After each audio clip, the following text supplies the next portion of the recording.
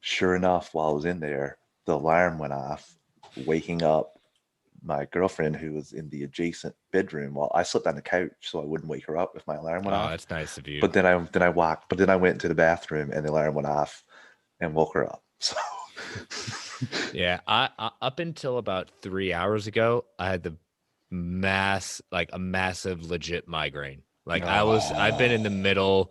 I was literally in the middle of watching it for the second time, and I couldn't even do it anymore. I literally had to go upstairs, like take a hot shower, just let hot shower on my face, and just now I'm good. Like I finally kicked it, but I'm in the middle of the master schedule build for next year. And so I have my blue light glasses, but I'm literally looking at the screen like 8-9 hours for the day trying to build this schedule for next year. Yeah. Class schedule. So, but yes, I have watched it 2 times, and yeah, that was a movie. that was a movie. And how?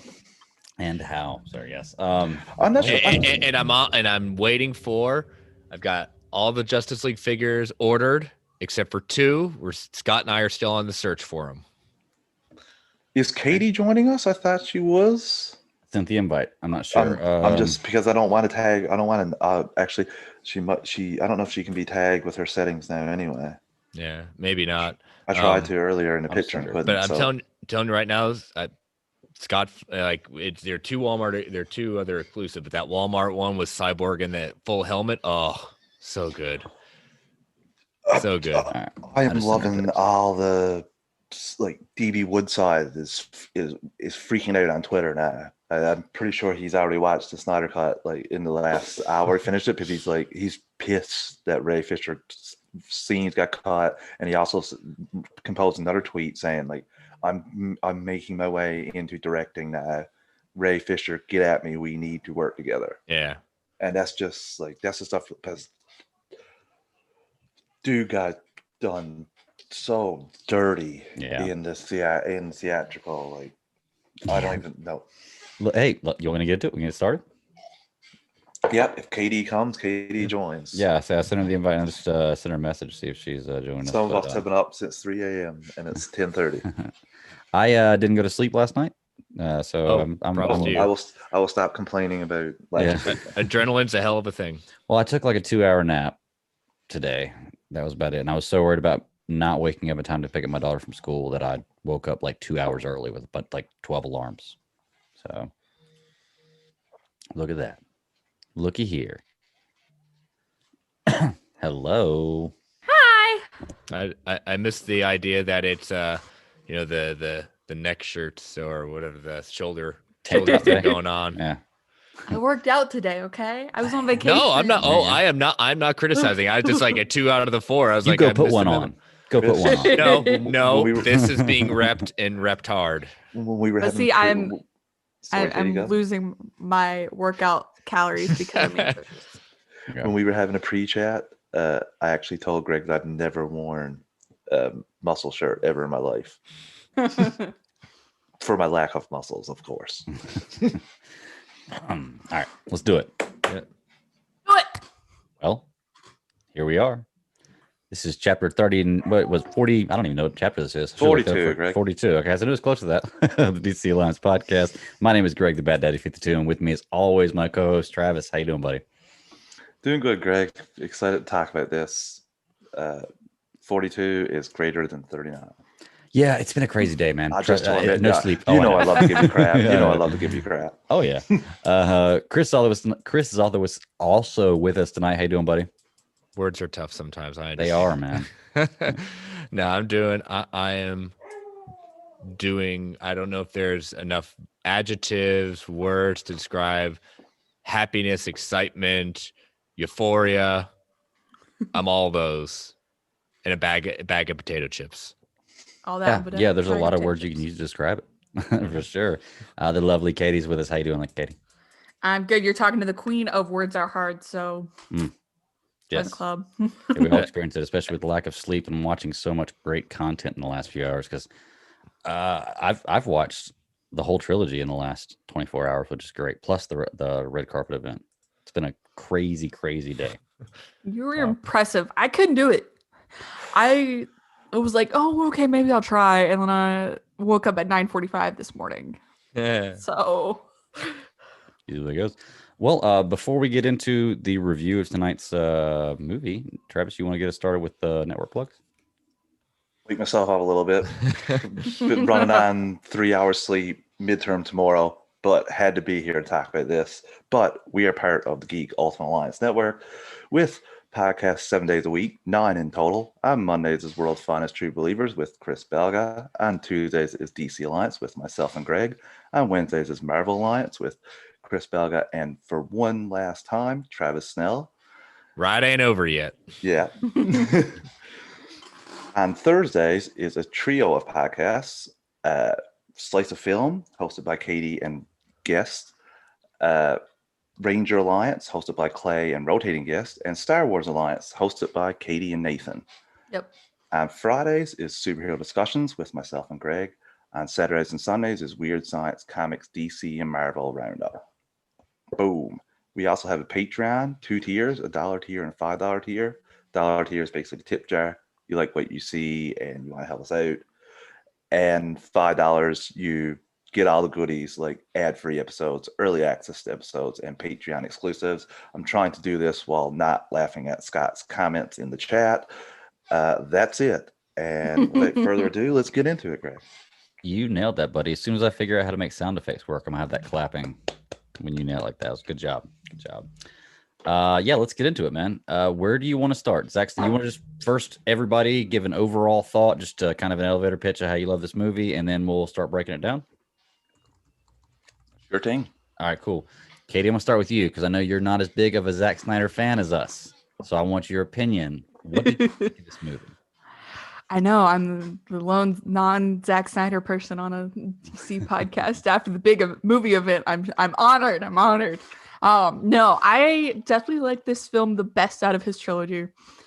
It was not as mumbo jumbo-y as I thought it was going to be based on the storyboards. Like, I think if I hadn't read those storyboards, I would have gone in with a different perspective because I think the storyboards that we talked about on SCS really got me going on, okay, this is going way into left field. This is actually pretty, it's a great Justice League movie. So I really liked it. I thought there were some good parts. I'm going to have to watch it again. I did not have time to watch it again today, but my first part of it, like during the beginning was, okay, why didn't they put that in the movie? Or, oh, that's different from the theatrical cut. And then the whole third act was like, wait, why couldn't this third act have been in the film? Like, so that's my elevator pitch. There you go. That works.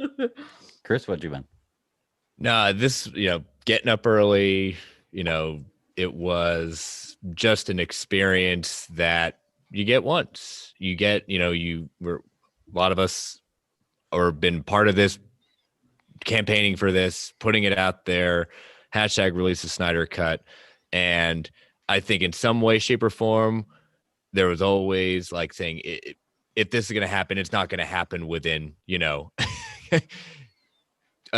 like years and years and years down the line. But within 5 years, this movement was able to break through something that, many, many, many, many people said couldn't be done. And finally getting to see it, oh my gosh. I mean, as I tweeted out, it exceeded all my expectations that I had, every single one of them. And I'm going to be watching it probably a third time with Erin this weekend. She's already said, I'm not watching 4 hours in a row. I said, fine. We are watching it though.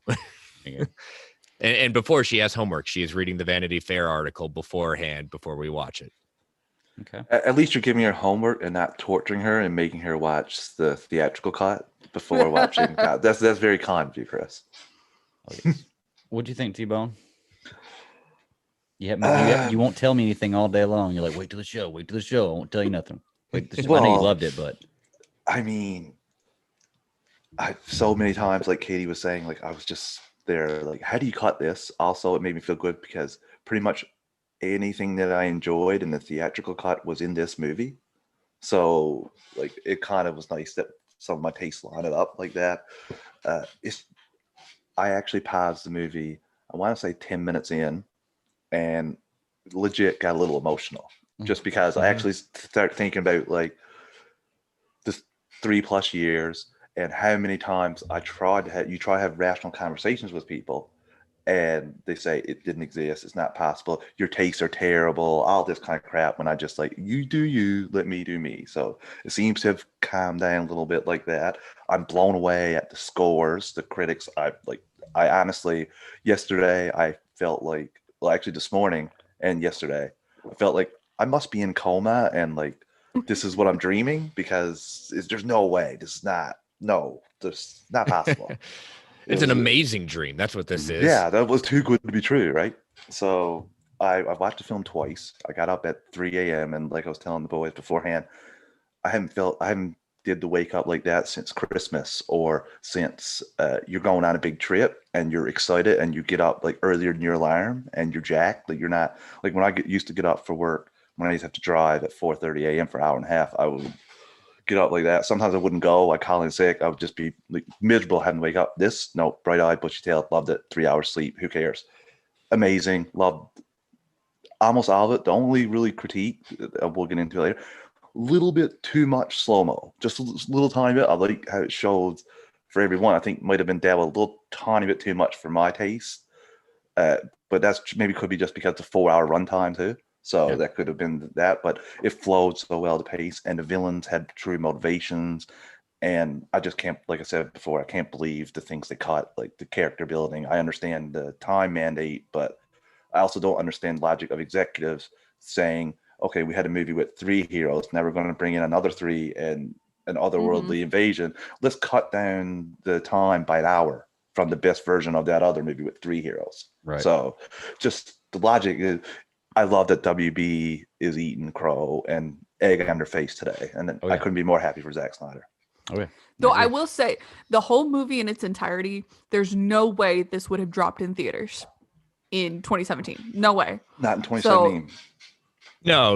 And I think, but again, if Endgame can be a 3-hour movie, there was it could have been cut down to a 3-hour movie, or this could have been broken up into 2 parts. This story right here could have been broken up into 2-hour parts too, right? Yes. So it's just, but now like the game has changed completely. Like I'm blown away. The digital red carpet, like honestly too, like on my timeline, I'm seeing so many, like I have a lot of comic book friends on there, but I have so many sports people on there too that aren't in this section of pop culture, but they're tweeting about it. They're seeing it. Like so many general audience friends I have on Twitter are tweeting about it, and I'm blown away. I see reaction videos and people are surprised, but they didn't know the storyboard stuff. How many Martian Manhunter freakouts have I seen? Oh my God. Like I just... Yeah, people who had no idea that was coming. Yeah. Well, I'll steal a line from The Dark Knight from the Joker. You've changed things forever. Look, I was more excited yesterday than I can remember being. I think the only times I think I've been that excited was maybe the birth of my children and marrying my wife. Like the days that I've been that excited. I got off work 2.5 hours early. I ran my route so fast. I sent Nathan a message like a flash. I was like, this is me today. My hands were shaking when I was talking about it with my boss. He was like, so why are you off tomorrow? And I was talking about it and just so excited. Couldn't sleep last night. My wife says I've been happier today than she's seen me in forever. I just loved it, man. It instantly moves to the top of my all-time favorite movies.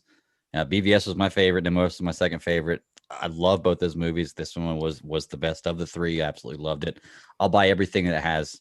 I'll buy the steel book. I'll buy the digital copies. I'll buy everything. I'll promote it to move on into whatever form it wants to move on to next, as long as we continue this story somehow, some way.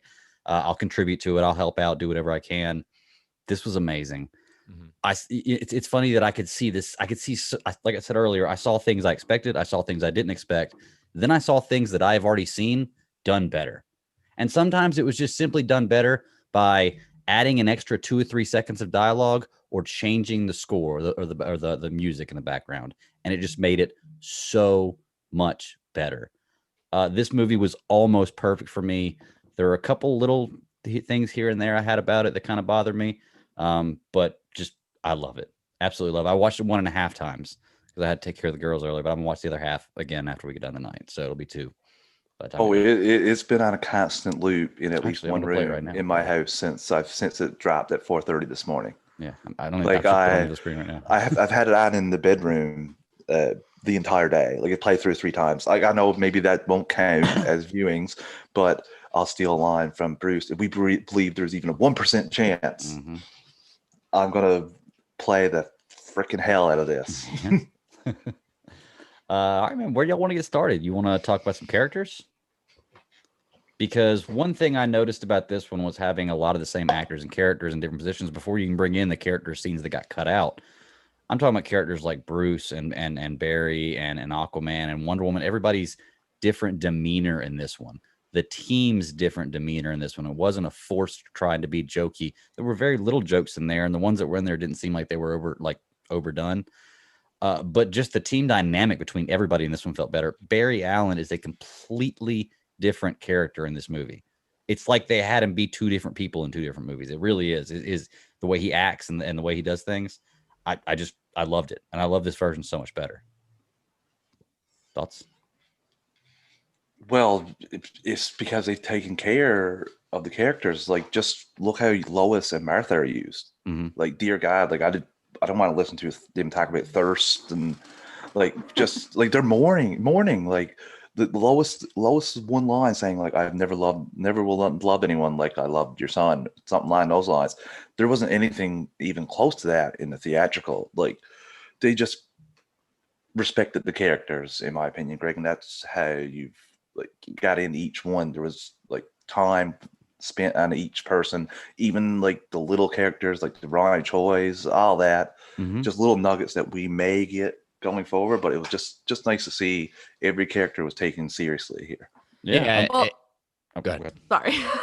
No, and just to kind of piggyback off of that, like just the fact that you could have literally taken that conversation with Martha and Lois and dumped it right in the movie, and you already reshot something with the Martha actress. Why not just have her walk out of the hall and replace Martian Manhunter at that point, and just like have her say the same line if you want to take the Martian Manhunter stuff out? Like that was perfectly fine to be in the movie. It was like the same amount of time and everything. The only difference was it was in Lois's apartment instead of the coffee shop. Like, I don't know how that wouldn't have made a difference. Same with the third act. Same with other things. Like, yes, there might be certain things that you have to cut long term to shorten the length. Like, I can see the Iris West and Ezra stuff or Flash stuff like getting taken out because it's not huge in there, but it's just something that you like to know about Barry's background. So, yeah. Yeah, I think, besides the main characters getting their arcs that they deserved. I mean, Cyborg, we all know exactly. That's proving more and more that he is the true heart of this film. It was a travesty what happened, but even the care that was given to, as we said, the supporting cast, like you said, Brian Choi.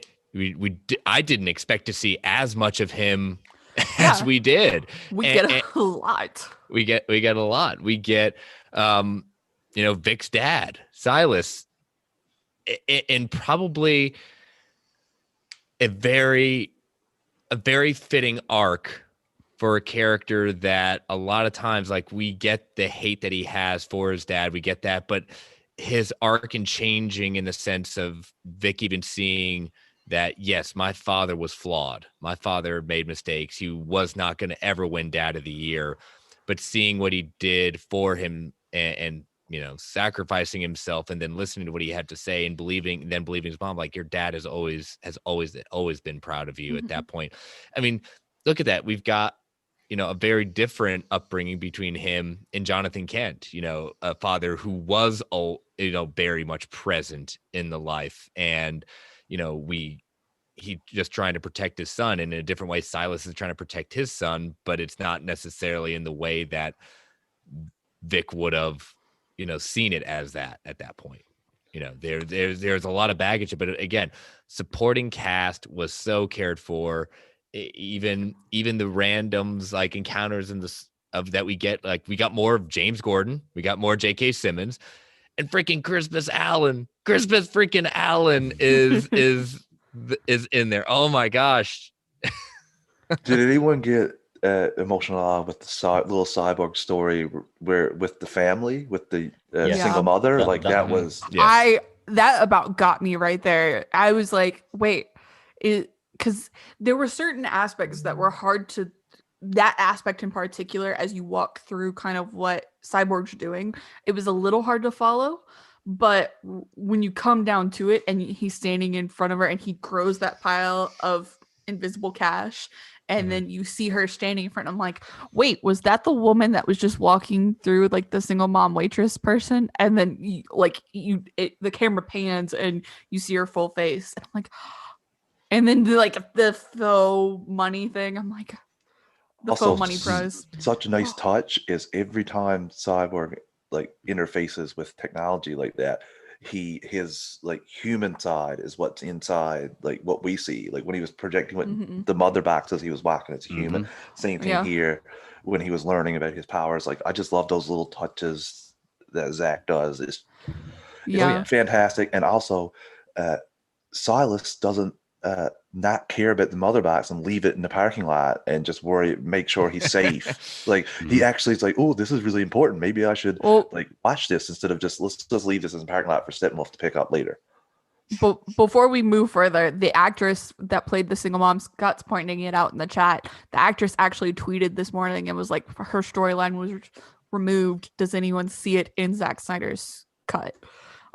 So she was asking about it this morning. Yeah, I saw that. That was awesome. She was so happy about that afternoon, and I love that she posted that tweet, and everyone came in saying like, "You were fantastic. You were one of the better performances in the movie," and all that. Like that's such nice stuff from the fandom. Cyborg's best line of the movie, and the one that really got me was towards the end, is the "I'm not broken and I'm not alone." Yeah, like just oh man, just perfect time. Like I loved it, man. Cyborg storyline in this was absolutely phenomenal. I cannot believe they cut out that much of his story. Like I know I've heard it and I've been told this before, but until you actually see it, you're like, wow, what were they thinking? Like, what were they thinking? There was no logical argument you can make for cutting all that out. The only one, and which will run back to the major problem was setting a mandate of 2 hours, and we all know the reason why is more because let's get the most amount of screen like times in a day, most amount of views we can get in a day. That's the logic behind cutting that down. Instead of getting 8, we'll get 10 sort of thing. You're try to right. make more money. You're right, but the way they should look at it is 3 biggest grossing movies of all time: Avengers Endgame, Avatar, Titanic, all over 3 hours. If it's good content, people will go see it. Put good in quotes on Titanic. You're saying should. You're saying Chris. with Thank WB. you. Okay, I'm sorry, that's just me. Titanic, everybody loved the Titanic during that time. I mean, I remember that was. I remember having a break in the movie theater in Titanic. Chris, going to the movie theater, and they actually had an intermission in the movie theater. Chris, right there with you on that one, buddy. I'm not a huge fan of the movie. I'm just saying it's one of the top selling movies of all time. Yeah. I'm not saying if you like it, you have bad taste. I'm just saying, just as our buddy Scott would say, not my tempo. Yeah. To each their own. Yeah, I get that. I just feel like you can look at it. There are exceptions to the rule. It's not always more is better. Well, I mean, that's more showing. The saying is quality over quantity normally, but in this case, we're getting quantity and quality. So, well, you've got to think about it from Warner Brothers' perspective too. At this point, they were like, "Okay, I need Zack Snyder gone from my DC universe." So they were like, "Okay, 2 hours. If people hate it, so what? Yeah, get it out." I would respect WB far more if they would have just fired him straight up. Like that's the thing that drives me crazy is the middling and the trying to pass off a version for somebody else's name. They put it in somebody else's name, even though you know how much you changed.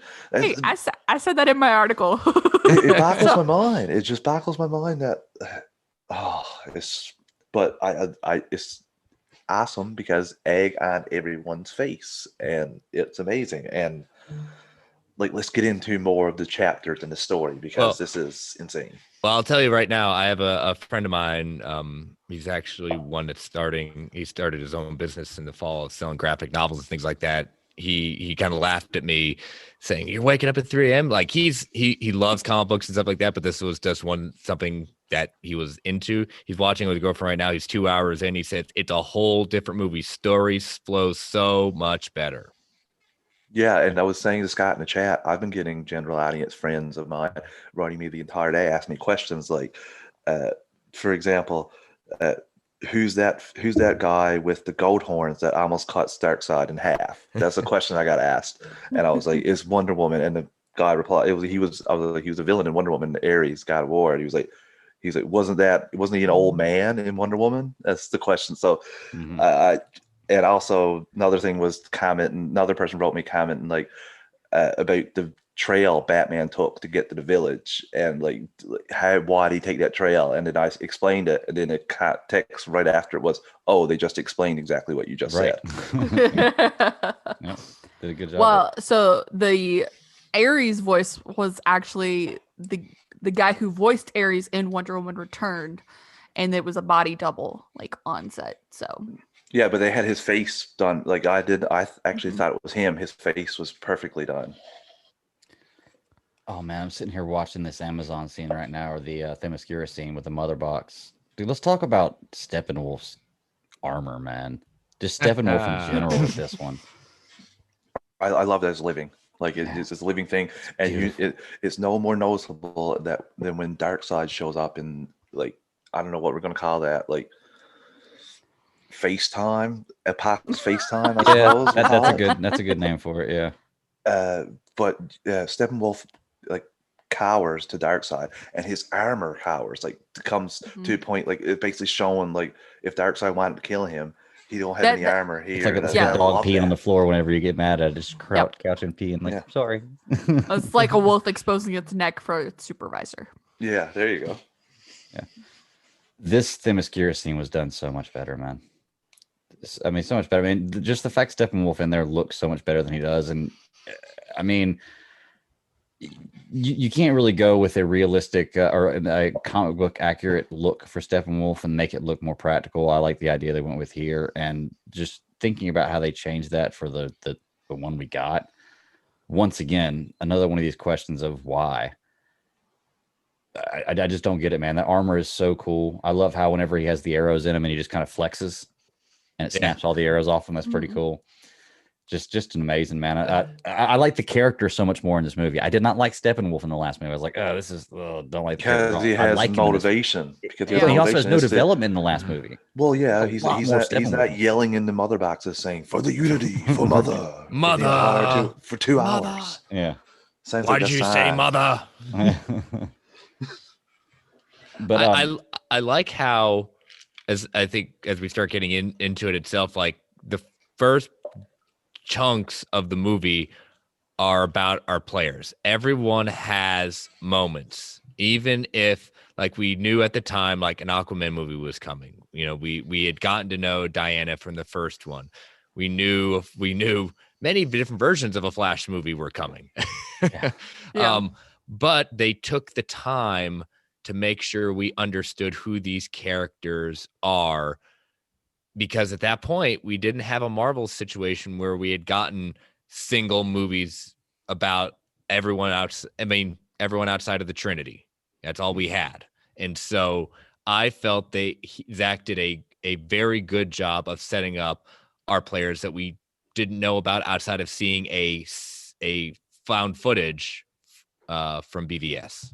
And Chris, it sets up, I'm not joking, it sets up every single one of them to have their own individual stories after this is over. Aquaman's already had, like, it sets up Aquaman even better for the Aquaman story. You could have a whole Wonder Woman story of her trying to figure out how to get back to Themyscira, because the one thing I don't see many people talking about is, as far as Wonder Woman's concerned, Steppenwolf could have been telling her the truth, but the last thing he said to her before she straight up chopped his head off was that he killed her mother. So, and she has no way to get back to Themyscira right now. She doesn't know, and that was part of Zack's plan. That was her journey for the next film, was to figure out how to get back there. And like, I love that as far as we know right now, and she knows her mother could be dead. Like that, Yeah. like, why is he lying? Well, I just love that. That's a whole story that she could go on. Well, it's like, the meme that goes around from The Last Dance. You took up my island of my sisters. I took that personally, holding Steppenwolf's head. I took that personally. Hey, going back to you told me a minute ago. Past, Greg, that's from The Last Dance, if you don't know. I know. I'm just. I He know. said that already. I'm on the first Chris did episode. say that. I did. Is there a plot hole in this with Mira? Because doesn't she say that her parents were killed when she was younger, and doesn't she have her father in Aquaman? What's his name? Yes, I mean, in the sense of James brings, like, they're like, dad's alive at that point in it. So I think that's where Zack had said, obviously, but James didn't pick it up. This one was like saying, all right, well, whatever. Okay. Retcon. I didn't know if it was something I was missing or what was going on, but nope. Okay. Good catch. That's not a big deal. You can switch it around easily. You could just say he's her adopted father. There you go. Exactly. It's one of those things like Zack didn't paint any of the directors that supposedly were supposed to, back when this movie was announced, supposed to have their own individual stories. He made it certain not to paint them in any corners. Mm-hmm. Well, especially how they talk underwater. That Zack did what he did with, they have the air bubbles in order to speak, while James, well, you can't do a whole movie like that. So you kind of had to say, well, we're going to be talking underwater. But that technology that James used as well, that wasn't like, they invented that to do Aquaman. Really, they went further than it's ever been done before. Like, that was a big thing behind the scenes. So maybe if that was available, that could have been more of a collaboration type thing. But like Chris said, that stuff doesn't bother me at all. And Scott says in the chat, the theatrical version said, my parents fought in the wars. Yeah. I should have watched the theatrical version last night and didn't do it. You're okay. No, because I really wanted to know the difference, because it's been a while since I've watched that one. Mm-hmm. Actually, I don't think it's been that long, but I don't have the greatest memory. So I wanted to because the first part of the film, I was literally comparing it book for book and going, wait, was that in the theatrical cut? And then I wanted to stop doing that. And so if I'd watched it last night, I would have been able to not spend as much time on that, because I would have recognized it immediately. Well, now, if you go back and watch the theatrical cut, you're going to be like, what the crap is this? After you've seen the whole Zack Snyder, you're like, what the hell am I watching? I mean, you were kind of like that before. That is chucked in the trash a long time ago. Bye. I'm deleting mine live on Super Civil Servants tomorrow. I'm gonna screen share. I'm gonna bring up my Movies Anywhere account. I'm gonna show everybody to delete it. So bam, it's out of my life. You still own it. You'll be able to get it for 45. You'll be able to buy that for 45 cents tomorrow. Yeah, I'm sure you could go to a pawn shop, probably get it 50 cents a piece. It's like when your favorite sports team trades their best player, and then you have that jersey is essentially worthless. So that's essentially what this is. Yeah. Let's talk about the beginning of the movie, the intro, because there's an intro and an epilogue, and then there's the chapters in between. So the intro, I love how it starts out, where it's basically the end of BVS from different points of view, and done a little bit differently, but I loved how they started out with that. So you get kind of like a 360 kind of shot. Yeah. You start out inside Doomsday with the Kryptonite spear, and then it kind of expands out. You see Superman, and as it's kind of turning, you get to see Wonder Woman's point of view as Superman's actually dying, Batman's point of view as he's actually dying, and then you see the scream rings. I don't know what you call those, echoes, going out to the universe. Sound waves. Yeah, that's a way better word. That's what they're called. Good. I forgot something. Spoiler alert, everyone. Yeah, by the way, we already have spoiler alerts. Every time I tweeted out today, I was like, we are doing full spoilers. So yeah, but I love the way they started this one out. Loved it. Really, really cool.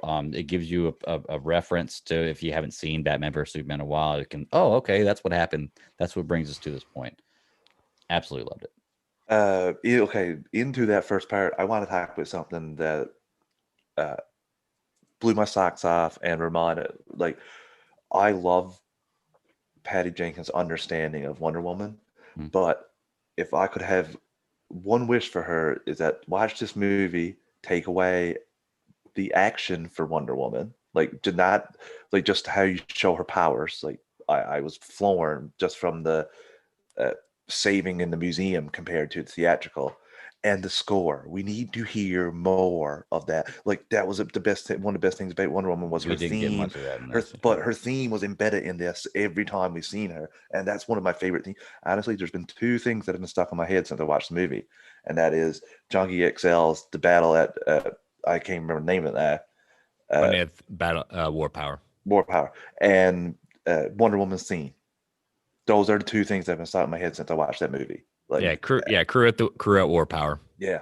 So I just hope Patty takes the action from this, because it was Wonder Woman 84 was a step down in the action. Like, in my opinion. And everyone, do yourself a favor, download the Zack Snyder's Justice League on all the platforms at that point. Junkie XL, Tom Hulkenborg. It is the entire score, 54 tracks, the music, Wow. everything. It is 3 hours and 54 minutes of just magic in your ears. Yeah. It is Awesome. outstanding. I like magic in my ears. But yeah, I hope Patty does take those things. And Snyder's the executive producer, but I'm sure he didn't have his hands as much in Wonder Woman 84 as he did in the original Wonder Woman, because he was more involved with the whole DC game back then. But yeah, those are like two things that stuck out immediately about Wonder Woman to me. Like I enjoyed Wonder Woman a lot more than I thought I was, because I did read a review where they said that she didn't get much improvement on her story, where I like couldn't disagree more with that.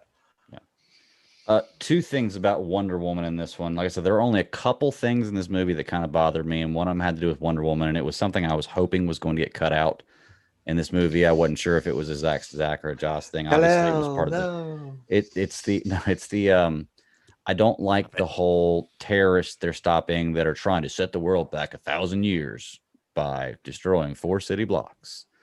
And I'm just like, that doesn't make any sense. And then you're, first of all, you're only going to do it with one bomb in a building. And second of all, when Wonder Woman throws it, she throws it up. It doesn't even throw it up above the highest building, like in the city. And nobody gets hurt. And I'm like, that scene just that part of that scene didn't work for me. The story doesn't make sense. How are you going to set the world back 1,000 years by destroying? I think you might just a tip, read some of the mission goals / statements of other terrorist organizations, because spoiler alert, their logic isn't very good either. Like what bring the world to an end, take down America. Like there's a lot of different ones, and none of them really have any, like what you're saying, you want to take the world back to the like Stone Ages, we'll say, for example, or like Middle Ages. Obviously that's not going to make sense. Nothing that terrorists think make any sense. So I think they're perfectly placed there. I get that, but the thing is, you're writing this character. I get that sometimes what real terrorists don't make sense, but you can make this character make sense when you're writing this character. You don't have to make him stupid, because a lot of terrorists are stupid. But you know, when you make him like the other, that I disagree with you there. That's okay, all. Greg. Okay, here, I'll give you an explanation. Okay, yeah. So they're in a museum with all this art and everything. Mhm. And Travis Snell says he agrees with you, by the way. He thinks it's a little cheesy. So there you go. You have someone in your corner. But for me, I'm like, okay, they're in a museum with all this art and everything. You're kind of setting the world back by taking away all that art. So that was... I mean, yeah, culturally maybe, but now in the digital age that we're in, not Oh, really. yeah, like, I mean, you know, it's not. People just brush it off that museum full of kids died. That won't set anything back. We'll just keep going forward after that, and won't even mourn that for a day. Well, I didn't say no. Hold on. You're mistaking mourning it for a day for setting the world back 1,000 years, which are two opposite ends of the spectrum. There, man. Well, come on. you accomplished one. No, Come Greg, on now. Greg, if they accomplish that first goal of blowing up that 4 blocks, do you think they're just going to stop there, or do you think they're going to try and do more and more and more of those, and then probably do accomplish the goal of blowing that Technically, up? they were blowing themselves up, so Yeah, somebody they else didn't would have care. had to do the other blowing up thing. I'm sure the organization is bigger than those 12 guys. Maybe. I hope so. I don't know. You know, Maybe. or setting the world back is clearly a very high ambition for them if they're only 12 guys deep. Maybe. For me, I would actually say I think Wonder Woman's story kind of stayed the same in terms of the theatrical versus this one. The only real difference is we actually see her going to Greece to retrieve the arrow and getting that painting story, And less which butt. was hard to read. Yes. Less butt. The shots were definitely different. Will not disagree with you there, but the plot line story for Wonder Woman stayed about the same. Chris? Minus the ending. Yes, which I Yeah. would like to give credit to Greg. He was like, "Oh, this is the end. Like, she's wearing black with the arrow in mourning," and I'm like, "No, that's when she's gone to pick up the arrow." No, that was the very end. Greg, you did a good job. Actually, you're wrong. I thought it was right after the grave. That's what I was thinking. Oh, Yeah. Yeah. Oh, Greg, I was going to let that slide. I wouldn't. No, I couldn't let it that slide. time. I appreciate it. But no, I couldn't let it slide. But And I he thought could of have it because, been. well, when I saw it, because here's the thing: is that scene there was the one scene where she went and got the arrow very shortly after the BVS, or like after the funeral. No, well, we had the same But she- mascara. We had the same mascara scene too in between that. What I'm saying is, it's shortly after that, but she's wearing white. And it looks almost exactly the same. She's wearing white. And I was like, oh, they tricked us in the trailer. It was black in the trailer. But then the black later. So, hang on. I really enjoyed just getting to see her go and retrieve the arrow and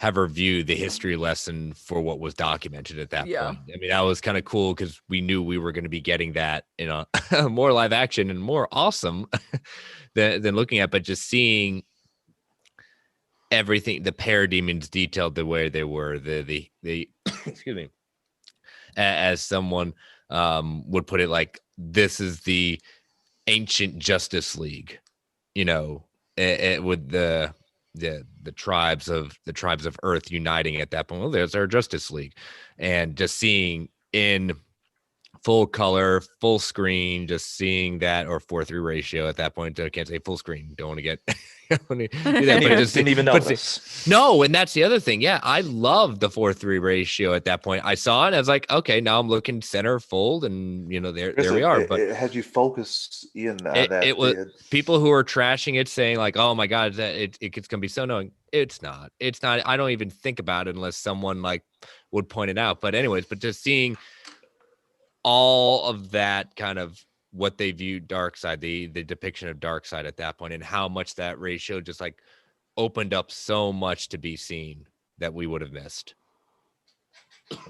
Yeah, I think the 4:3 ratio really worked in its favor. And it's funny, Matt came in this morning because he stayed home with me to watch it too. And he was like, I actually know a non-spoiler fact about Justice League. And I was like, what? And it was like it's shot in a 4:3 instead of the regular. And I was like, yeah, remember we were trying to figure that out for the trailer because I was really confused on the trailer. I hadn't heard anything when the trailer came out, and it was in the square format, and I was like, why am I watching the Twitter version of the trailer? And you're like, oh honey, Matt, thank you, I'm glad you paid attention. You learned something. There you go. I'm so glad he pays attention, y'all. He was paying more attention to me at some points, like answering questions. So you didn't do the fake like Christmas gift? Oh my god, I didn't know that. Like, you didn't do that. You went no, he knows me better than that. Like, he would have called BS on me. Like, you already know that, don't you? Mm-hmm. Like, yeah. So what did you all think? We got Wonder Woman. How about getting to see? We'll choose someone that we didn't really get to see much of in the sense of Flashes. Flash is on the league in a different league, but with Cyborg in the sense of his character comes off so much better and less annoying than the theatrical. And you get to, in at least my opinion, you get to see and buy into why his mannerisms are the way they are and why he acts the way he does. He is not a sidekick in this one, because that's essentially how I felt. Like, he was like a very like average sidekick is kind of what they regulated him to in like the third act. Yeah. How do you take that out? How? Or the Iris stuff.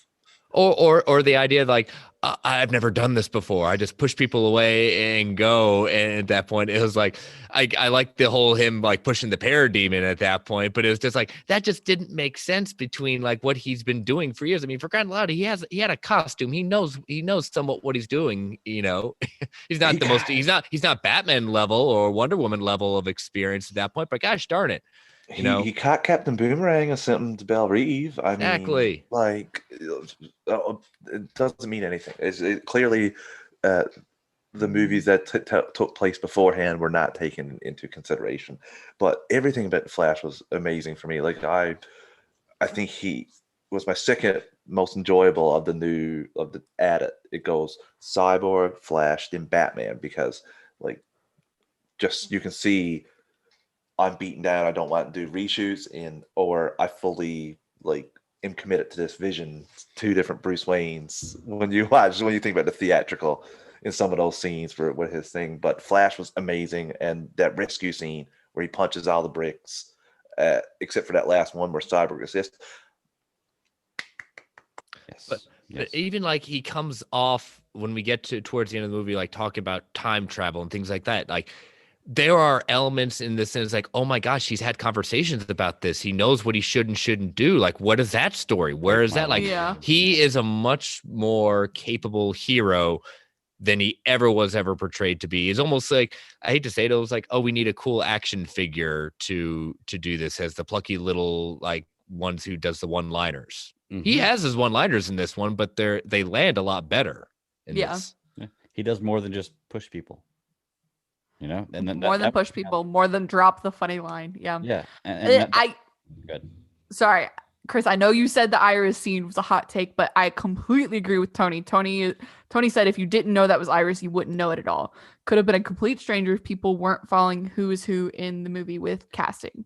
So true, but that's something I haven't heard. Solo movie, but no, I just got to jump in because this movie and this scene was shot in 2017, giving you some players for the Flash movie. This was to set up for that. This was to add some more background for the Flash so that they didn't have to spend more time telling that. And that, Tony, that's why that's in there. And I don't think it needs to be cut because of what it was going to set up. We may never get that set up, but that's what it was designed for in the movie. And I think that's the kind of stuff that makes. And that's completely fair. And I'm not saying that the scene needed to be taken out, but if you had to pick one scene to chop. That I understand what you're saying, Katie. It's like if you had to cut this movie down to 320, let's say, for to get it into theater, this is one of the first scenes you would pick to cut away. Yeah, because I understand that. There's nothing else for it in the movie, and I like you and I know that that's Iris, but Matt didn't know that was Iris. I was like, oh yeah, that's Iris West. But now that she's I knew that from the casting. Now that she's in the Flash movie, then. Nah, like she's already cast. She's gonna be back now. That'll be an extra nugget. Like people will be like, "Oh my god, like awesome! We've seen her before." Kind of deal. Yeah. Right. Travis, I'm with you as far as the character development. It goes Cyborg, Flash, Batman for me. Just the difference in their characters with Batman with faith as opposed to logic type mindset.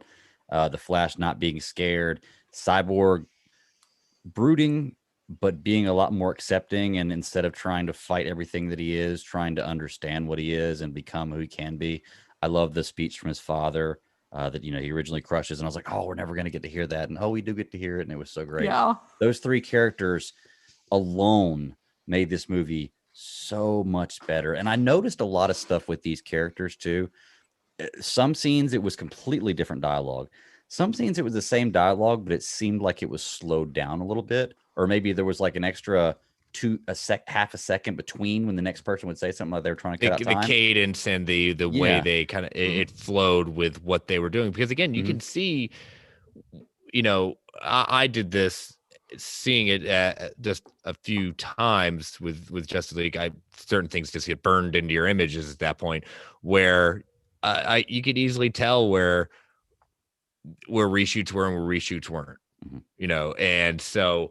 It flowed a lot better. They seemed to believe in their characters a lot more. And especially, one of the best lines that Silas says on that is like, take your place amongst the heroes, and it was about Vic understanding that, he can't.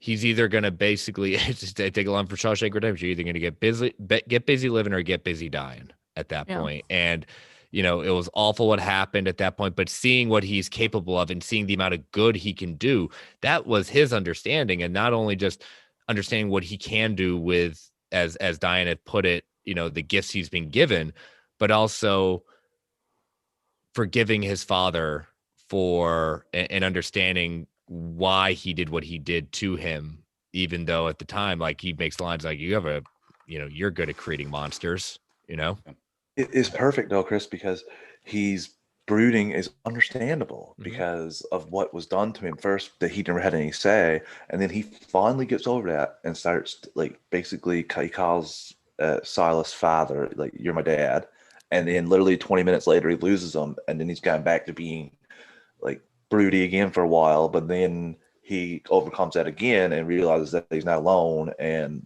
I mean, I think that's just such a great art. And Ray Fisher knocked it out of the park. Like when his mother was talking to him, and he looks over, teared up because his dad wasn't there. Like, as someone who played a lot of sports growing up and was on travel teams, and my father had to work weekends just to pay for me to play hockey and go on these trips. Like, I used to have to go collect bottles. I was the only kid in my town that played ice hockey, walking around collecting bottles, and just all the sacrifices that that they make, but you don't get to thank them for. Just all that stuff like hit me so hard. And Silas can come off a lot of times. Silas is very much portrayed, even I think in Justice League War, as just very much never coming close to being a father figure, very redeeming militant, or otherwise. I have not seen many, if at all, portrayals like that. And I liked what they did with his character because it helped us better understand him, but also understand from Vic's perspective why he's so angry at it. I mean, again, we got to. I was very impressed to see like where we saw Vic was right before the transformation. Like, it was pretty jarring, Well, Chris, when you have juggernaut, like A+ level actors, and you let them, because, like, truth be told, Joe Morton, like, I suffered through Scandal because of him. Like, I sat through and watched Scandal with my girlfriend because of him. I could tolerate it. Was it the girlfriend or him? He was that good of an actor. I could tolerate it because of him. And anything he does is, you can tell, 100% commitment. He is that character, and you believe it. And I love that father-son aspect of it, and it was so good and so touching. But see, exactly. Look at all three films. Fathers and sons, Man of Steel, Jonathan, and Clark. You've got, Bruce and his father, and, and Vic and his father at that point. But the mothers play even more important role. And yes, we hear the jokes coming. Yeah, they both stabbed Martha. No, yeah, funny, haha. Let's move on from that. But again, it's about family. It's about what the families have meant to them and how they have shaped them. That is one of what I call a head fake about these movies, is about what family means, how family shapes you, but how you can find a different family in a way and become better than what you thought you could be. Yeah. Oh, you nailed it, Chris. And the funny thing about all this is, like, there's so many of those like hurt and like emotional moments in this movie, but this movie was a hell of a lot funnier than I thought it was going to be. Like, I laughed a lot more than I thought I was going to, not gonna lie. But it didn't seem forced either. It all flowed. It all flowed so well. Perfect timing where you're like, oh, okay, I could use a little right then, just relieve a little bit. It's the hottest thing on earth. That's what I said to my prom date, and then she dumped me. That was good. What did y'all think about the whole Superman resurrection scene, the resurrection scene and the Memorial Park scene after that? Just how much better done was it?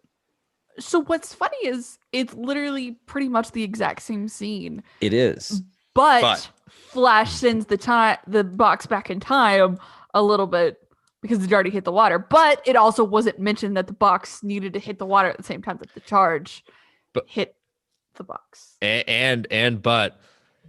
the ship warning. That's true. Outright warning, saying, and I love the line, the future is now it has moved to the present. You know, Mhm. the future is now in the present. It was like the ship even knew this was not a good Yeah. idea. And they re-recorded those That's true. lines to have that happen. Yeah. The most gratifying thing about, I'll just consider those two scenes like one scene together, was Superman not picking up Batman by his jaw and asking him if he bleeds and dropping Batman, and Batman saying he thinks he broke something. Like, I was like, come Or on. something's I need definitely an bleeding. adult. Yeah, something's I definitely need an bleeding. adult. Yeah. Like, I'm so glad that wasn't in there. I like the way they did it much better this way. The only thing that bothers me about the scene is one of my other pet peeves with this movie. I can't stand Batman sitting there saying Clark, Clark, Clark, and Lois coming out and saying Yeah. Clark, Clark, Clark. Oh yeah, it was just like, oh, you know, I get it. It was just, it was one of those things that's like, well, nobody was paying attention. Hope no one was watching this one. Now, I will defend it a little tiny bit. We're in smartphone era. There's dude hovering above Metropolis. I'm sure somebody's going to take the camera and take a picture of that dude. And spoiler, you will know it's Clark. Like, you won't not know that it's Clark Kent. Like, he's not Those even wearing a pecs, you Superman cannot costume. know those are Clark's pecs. I mean, Sure. come on. Hey, but realistically, Clark disappears and everyone knows he's dead. Yeah. And then all of a sudden he's back in Metropolis. That's another thing. Yeah, I don't know how they're going What are to you gonna do with that? Read Death and Return of Superman, and they have a very decent way of explaining what happened. Yeah. Not the best, but it actually is somewhat plausible. Yeah. Well, Yeah. in my head, when I first heard this, I was thinking to myself, I was like, okay. I was like, just because they say Clark, Clark, Clark doesn't mean that this cop or anybody around here knows who Clark Kent is. That doesn't mean it gives away his identity. No, but true. they know who Lois Lane is, and they know Lois Lane was Clark Kent's girlfriend, and they know, so it's very easy to put together. You know, I don't know if brings the out cops know. I think the cops probably know who Lois How Lane did, is. yeah, but no, you said they know who Lois Lane is, Clark's girlfriend. I'm sure they could figure that out if you through pretty easy to figure out. I don't think she's updating. Well, we don't know in this universe. I don't know if she's updating her Facebook status or anything like that, right? So like she could be like non-cognito about it because like I go out with Superman. Maybe I should keep it at the DL a little bit. Well, if I say I go out with Clark, maybe they might find out because Superman saves me all the time. Well, okay.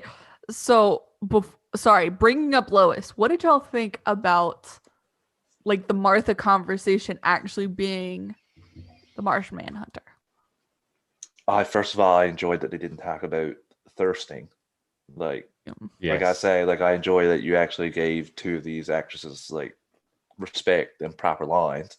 But Katie, that was the thing that I've seen. Like I've watched a couple of reaction videos. I haven't had much time. I've been trying to study without all the junky Excel signs hitting in my head. I don't even know what to say to that. Blown away. That's a good break point right there. Katie did bring up a good point. I forgot about ads. We got to put ads in here. Let's take a real quick break. We'll come back and talk about all this stuff. We're rolling right through Justice League, but this helps keep the lights on for us, folks. I promise it'll be short and sweet, and we'll be right back. All right. I try, Greg. Hey, I appreciate it. Keep me I was like, oh yeah, ad breaks. Because I even told myself, I was like, okay, at 9:40, I'm gonna take an ad break, but that passed, and I just 15 minutes, not bad. Yeah, not bad. But yeah, anyway, what's next? Big scenes. I'm trying to think. Oh, Tony brings up a point. Cyborg could hack everything and just get rid of it. And Fanboy Clay says no Supergirl to help out to bring Clark back in that way. I said, yeah, but Matrix. Matrix Supergirl was fun. Oh, I want. What y'all think about whenever they were walking through the scout ship and you saw they saw the pod with the person in it, and then there was still the pod that was open. I was trying to figure that out. Yeah, is that there were multiple pods Supergirl? closed. That's been our hope. Zach's been very coy about The it. closed one is Supergirl, or the one? No, the open one is supposed to be yeah. one left at that point. Well, going back to what you were talking about with, Lois Martha conversation, the revelation of it being Martian Manhunter, it was a very cool transformation. Yeah. Very, very cool. I really like that. And I liked it being Swanwick, Martian Manhunter having the conversation because, yes, it could fit with Martha saying those words, but knowing who Swanwick is and knowing who he really is, and that he's having the same struggle and saying, if I'm going to talk to Lois about this, and I need to, as we get to the ending scenes, I need to start stepping up too. And Zach's, you know, I was watching the little bit of the watch along before it went on live with Zach, and someone asked the question about, you know, was this always part of the plan? Was Swanwick always part of the plan? He said, no, not with Man of Steel. It wasn't part of it with Man of Steel, but he said I was the only one advocating for it.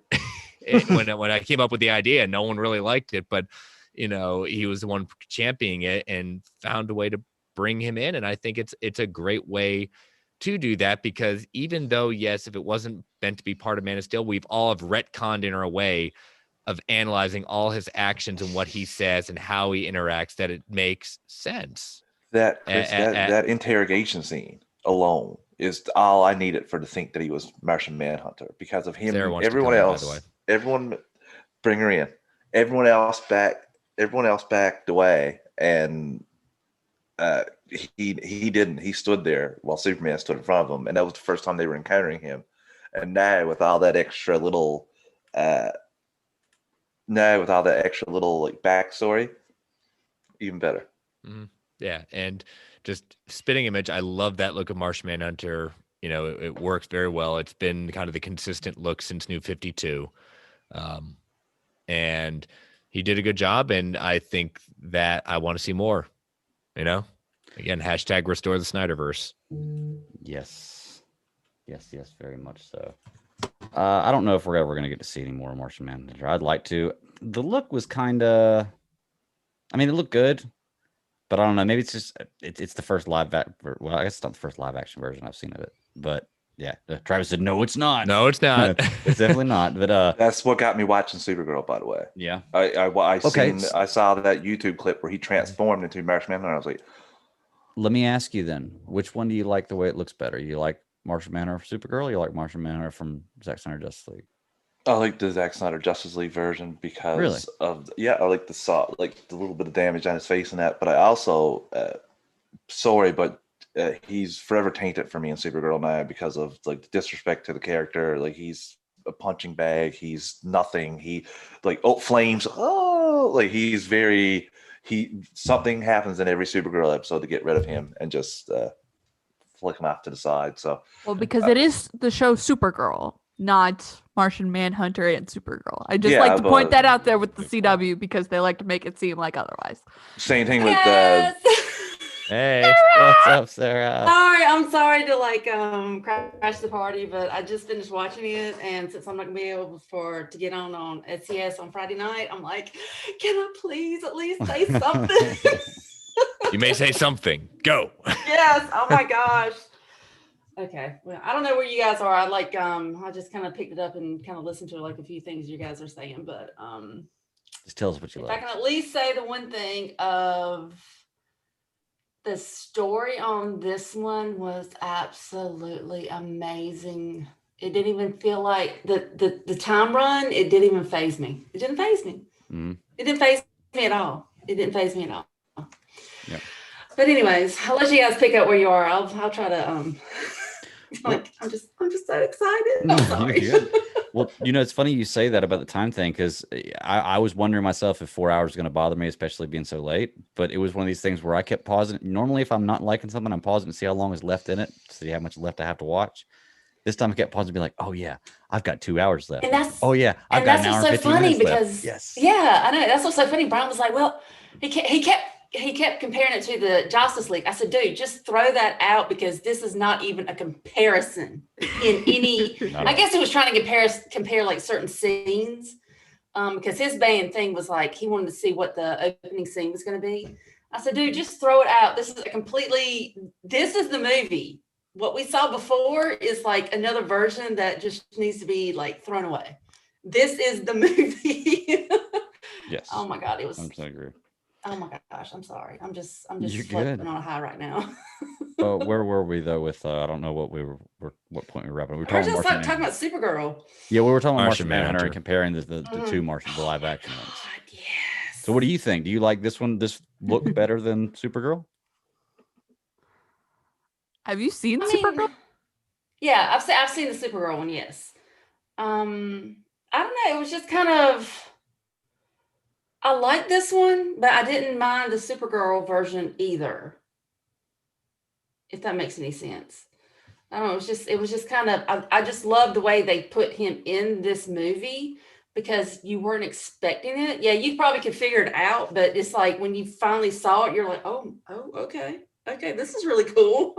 Because they were really cool scenes. But I think I like the Snyder version. I don't know. Okay. It just seems, I don't know. It's just, I don't know. I have no problem with either one. Put it that way. I have no problem with either one. Okay, I like that answer.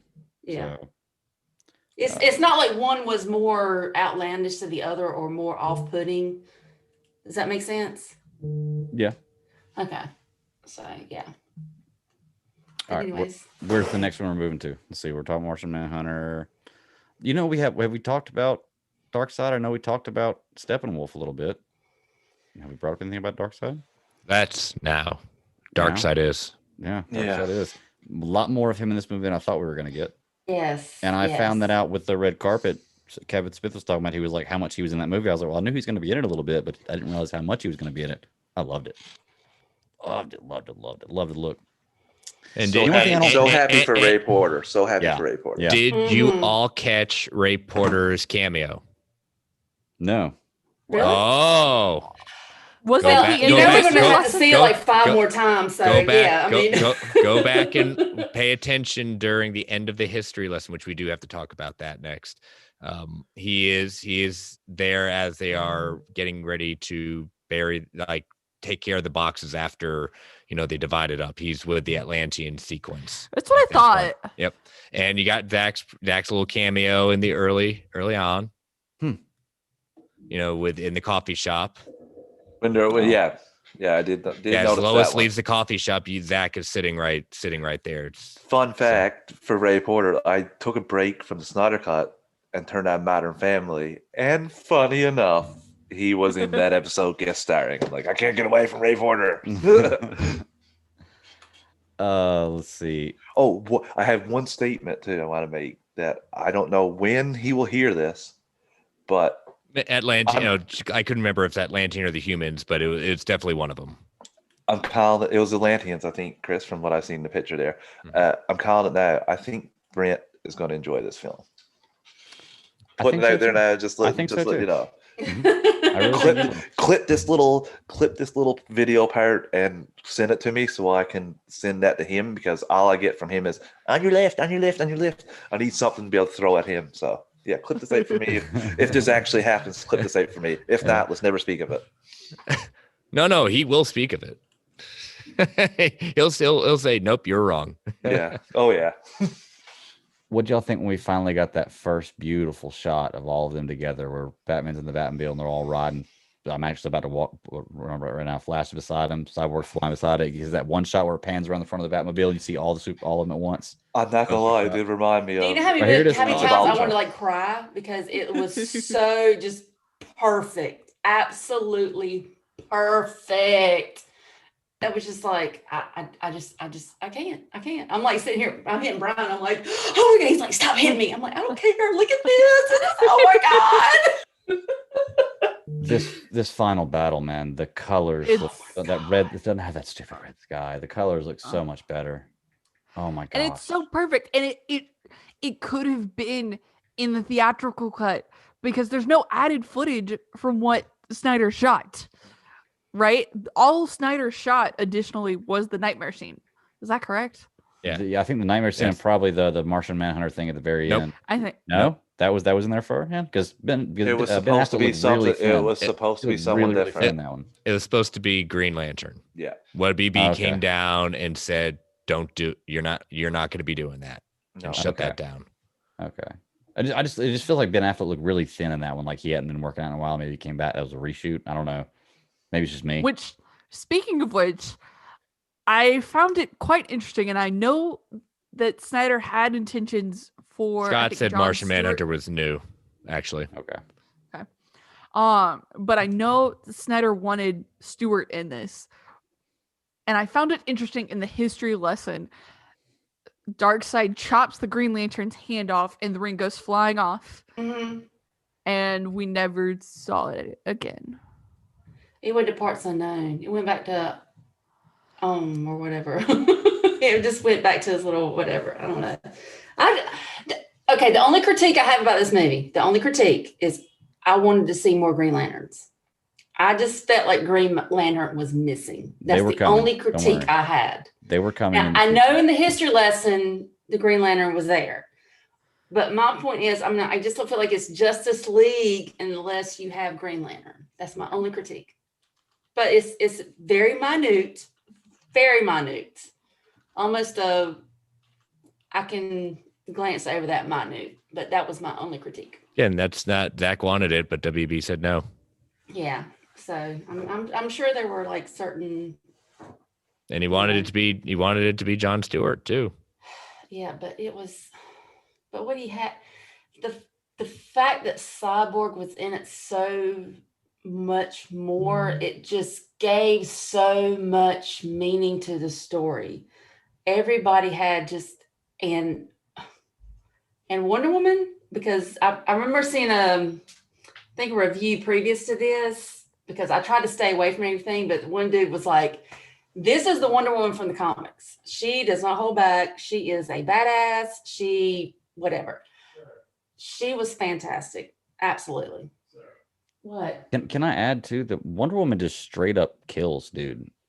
Like when she blows away, and I get it. Wonder Woman is not known in the comics to be like somebody who's like, I don't kill. Like she admits she'll kill if she has to get the job done. But like it was just like she did it, and then nobody says anything about it. She turns around to the kids. She's a hero, and I was like, okay, cool. Like I'm fine with that. But it's just weird because it seems like it's something that people will jump all over. You know, it was an interesting decision to make just straight up murders, dude, and probably hurt a lot of other people blowing up the side of that building. But they're fine. Yeah, they're fine. Totally fine. They're fine. I don't really worry about people that take children hostage and try to blow. Like same thing with Martha in BBS. Yeah, you're holding the mother hostage, and you need 25 guys. Yeah, really gonna have sympathy if one of you guys hits the wall and has brain trauma. Ooh. Oh, I agree. Yeah, I definitely don't. Let me contribute to that GoFundMe for you now. Yeah. Well, kind of going back to like Darkseid itself. You know, seeing first as Uxas in the history lesson at that point, man, Ares freaking like owns him at that point. Is the a little help, but geez, he's not being taken away. He's being freaking rescued by the parademons. They almost had Darkseid dead to rights. Chris, I read such a funny tweet today, and it was that Ares should have had his AirPods in listening to Junkie XL score when he fought Wonder Woman in the original movie, because he was way more motivated in this one. Okay. Sorry, Chris, go ahead. No, I'm allowed to jump topics.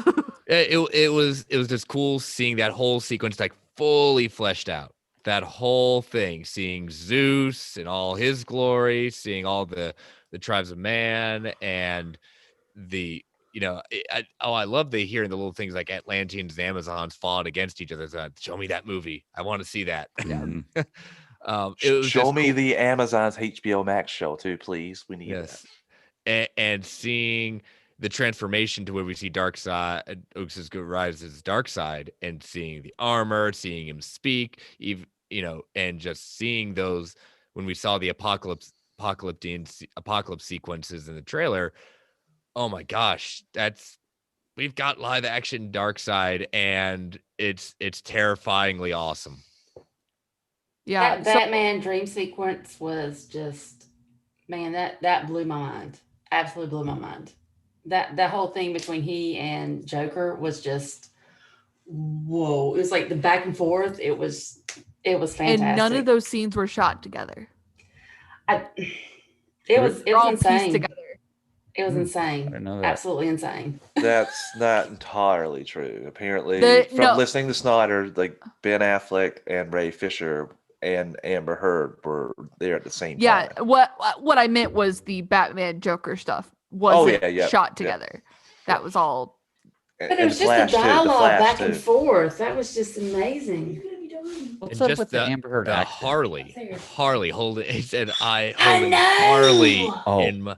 And I love Batman's like, when I kill you, and I will fucking kill you. Yes. Like I love that. And I was like, second that's so F-bomb awesome. of the movie. Yeah. And I loved it. Chris, you froze. Chris froze in a very interesting position. no. Oh, there he is. On here. Hey guys, look, just in posterity's sake, so I got that today. So There's open up the kimono on live on YouTube for everybody. Yeah. I just because wash. throughout this whole movie, literally, Brian and I were sitting side by side, and I'm just like hitting him. I'm like, oh my god. I think the most emotional moment I had, was when Clark walked through the ship. When you heard all the voices, like you heard Jor-El and you heard Jonathan and you heard all that, and I think that was like the most emotional moment at that time, because everything led up to it. I was just like, yeah, kick his ass, and just wonder why I can't even. New dialogue. Yes, it was. It was so good. Yeah, me and Clay were talking about that this morning, actually, before we even saw Zack Snyder Justice League, talking about how we hope he was asking if we were going to get to see an appearance. I said, I don't think we'll get an appearance, but we'll at least get a voiceover. And we did get a voiceover, both of them right then. It was awesome. But it was so dynamic. It was so it just hit you, because I told Brian, I was like, oh my god, that's my heart right there. That just hit me right in the heart right there. That scene got me a lot more than the Man of Steel First Flight, and Nathan texted me about it because Man of Steel dropped today on Slice of Film. He was like, you don't know what you're talking about, and I was like, this scene got me a lot more than that. Like, it's just genuine emotion, and it was exciting. It was just, and that's what I'm saying, for like the length of this film. And it was like, I was talking to Brian about this, that I want more films like this, because I feel like the story, I don't know, it's crazy. It's just like, it's like the story is so like fleshed out that I don't feel like you could even take a part of it. And I have no problem with that, because there's a lot of movies I'm like, well, why couldn't you add like certain scenes? Why couldn't you do certain things? Why couldn't you do this, that, and the other? And, to have a 4-hour film, I'm like, I have no issues with that, because, if it's that fleshed out and the story is that well thought out, you're not going to notice that kind of thing. You're not going to notice the length of it. How many times did you guys pause or stop and look and pause the movie and think like, wow, I can't believe there's still so much left? Oh yeah. Like, because I did that at least 4 times. I was like, wow, I can't get over how much is left to this. And definitely, even with that, the chapters were very well placed. The parts. My God, perfectly placed, Chris. And it was, the titles were perfect. When they'd say that line, it said line. Oh, there, he said the line of the. So you're looking for when that is, but in my mind, when I saw them, I was kind of telegraphing in my head to say, okay, at least know where possibly this might be going, or this is where we're going to get this. This is where we're going to. It didn't ruin it for me, just because, again, I lived and breathed this for 5 years. So, but even that's what some people would get on about things. Zack has released so many of these images, talked to so many people in different ways. Like, that didn't ruin a darn thing for me. There was still so much that I didn't know. And even the stuff he revealed, I'm a big person looking for context and the journey to get to that moment. And so that was my excitement, saying, oh, when is this going to happen? Oh, when is this going to happen? And like, especially the nightmare sequence as it was getting posted, because it was like something darker. That was the chapters. Oh, we're getting the nightmare sequence. No, it wasn't there. But where it was placed was even better. Absolutely better. It is, again, continuing the whole idea of these premonitions, these dreams, these warnings. I thought we got one from Cyborg. Sorry, Katie. I thought it worked a lot better there than it did initially, or like where people thought it was going to go, especially with the Martian Manhunter scene afterwards, and seeing like how he's grown to accept people from other places. And he knows about the anti-life equation. He's the only one really that knows a lot about it. Which is what I really wanted to ask about, was, so when Darkseid puts his stick in, is he revealing the anti-life equation that's been carved in? Because I thought that was him carving something in. So the anti-life equation, how do they know it's on Earth? It's almost like something that, like, when he hit it, it was already like carved in. That's so what I was then I thinking. guess it got covered over. So when Steppenwolf came and did it again, it just kind of like unearthed it. Well, he That's didn't what I kinda actually got do from it. He did it from the like he's seen it through the mother box. Like, Yeah. Well, was I mean, there. that's what I'm saying. In some version, it's like he almost like he unearthed it, so he like saw it. Because like how did Darkseid not know that the anti-life equation was there? Because I get he was like close to death, but I would think with his greatest goal to achieve the anti-life equation, he would have said, no, we're staying and I'm gonna get this. Or he would at least remember it was he never Earth. had a choice in the staying part. He passed out and they took him.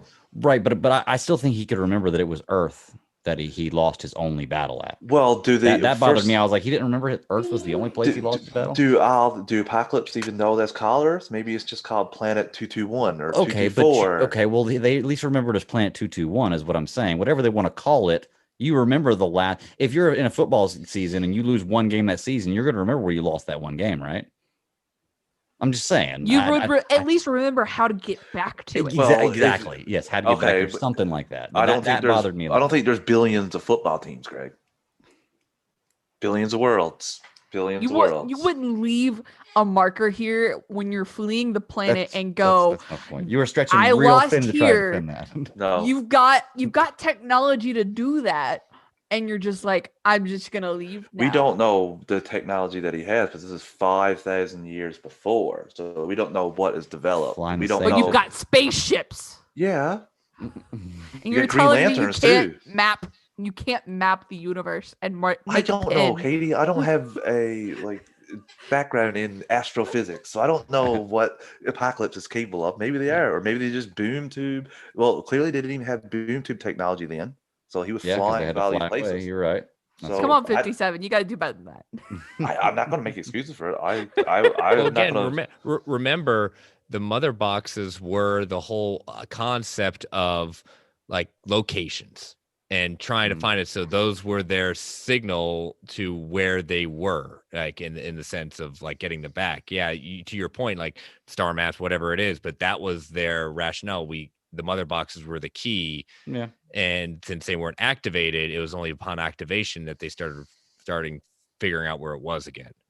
You know, whatever at that point. The anti-life equation has taken lots of different forms in all the different years. Speaking of a little Easter egg at that point, the box number for when in Star Labs at that point, the 26 whatever they're calling it, that's actually Cyborg's first appearance. Oh. Nice.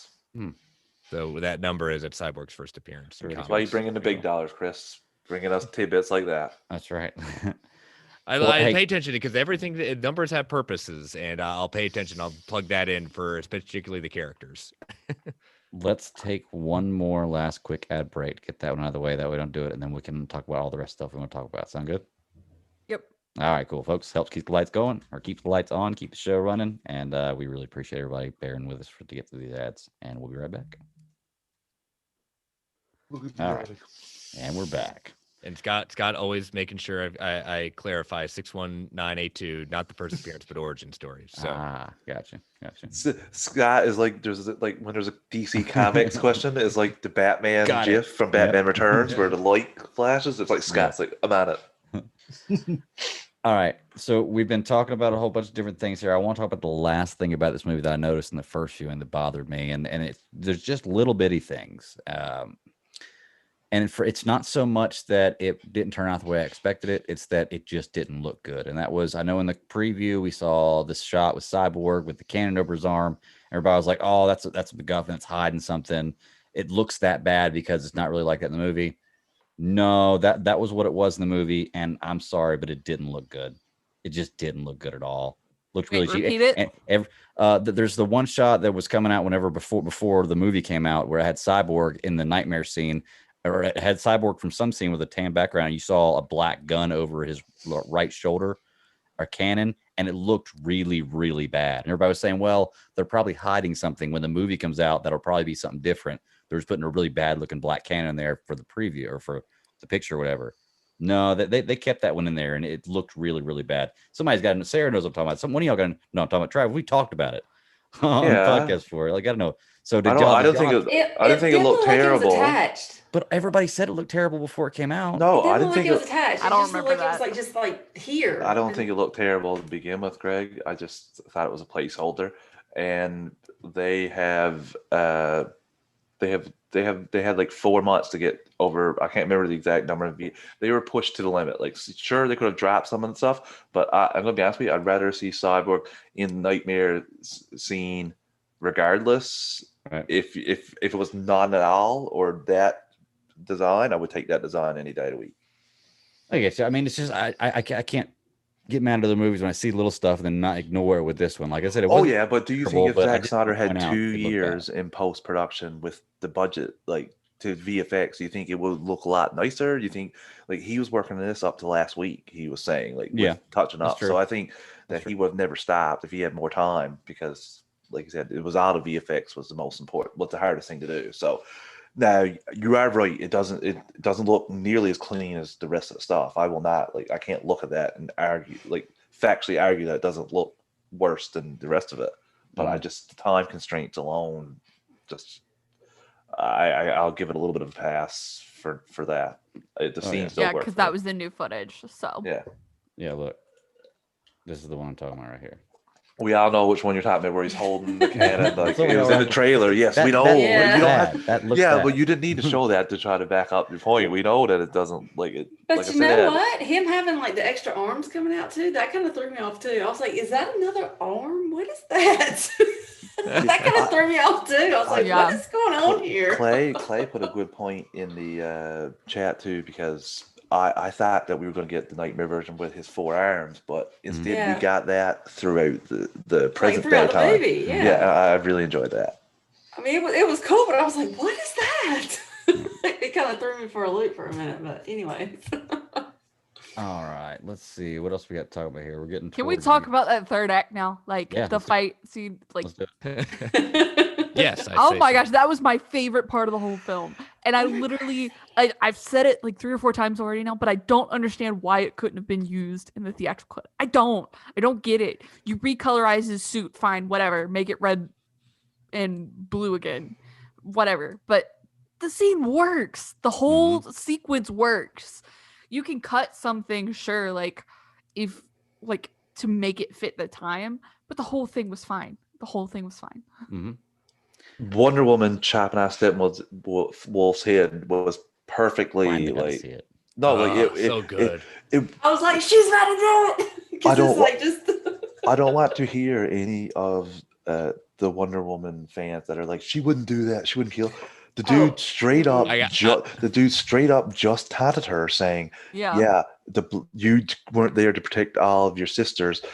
Their blood is on my blade. Oh, and P.S. By the way, I killed your mom too." Yeah. Well, even in the Wonder Woman movie, Patty Jenkins version, she stabbed what's his face right through. So I mean, I'm that's Hey, not. That doesn't bug me. I am No. all for Crimean War, Wonder Woman holding heads at that point. Come on. Absolutely. Steppenwolf, you're added to that pile. Who's next? Yes. Well, Yes. the best part about that was how long have we heard the rumored scene of Justice League looking back up the boom tube at Dark Side with Steppenwolf's head So going to the boom good. tube, looked even better. and Yes. we finally got to see it. And it's like I knew it was coming. I've heard about it for so long. People said it wasn't true. There it is, and it's gorgeous, and it looked so effing cool, man. Absolutely. It's One real thing- and it was spectacular. Nice side, fellas. One thing I really got to point out: the side is a little shit.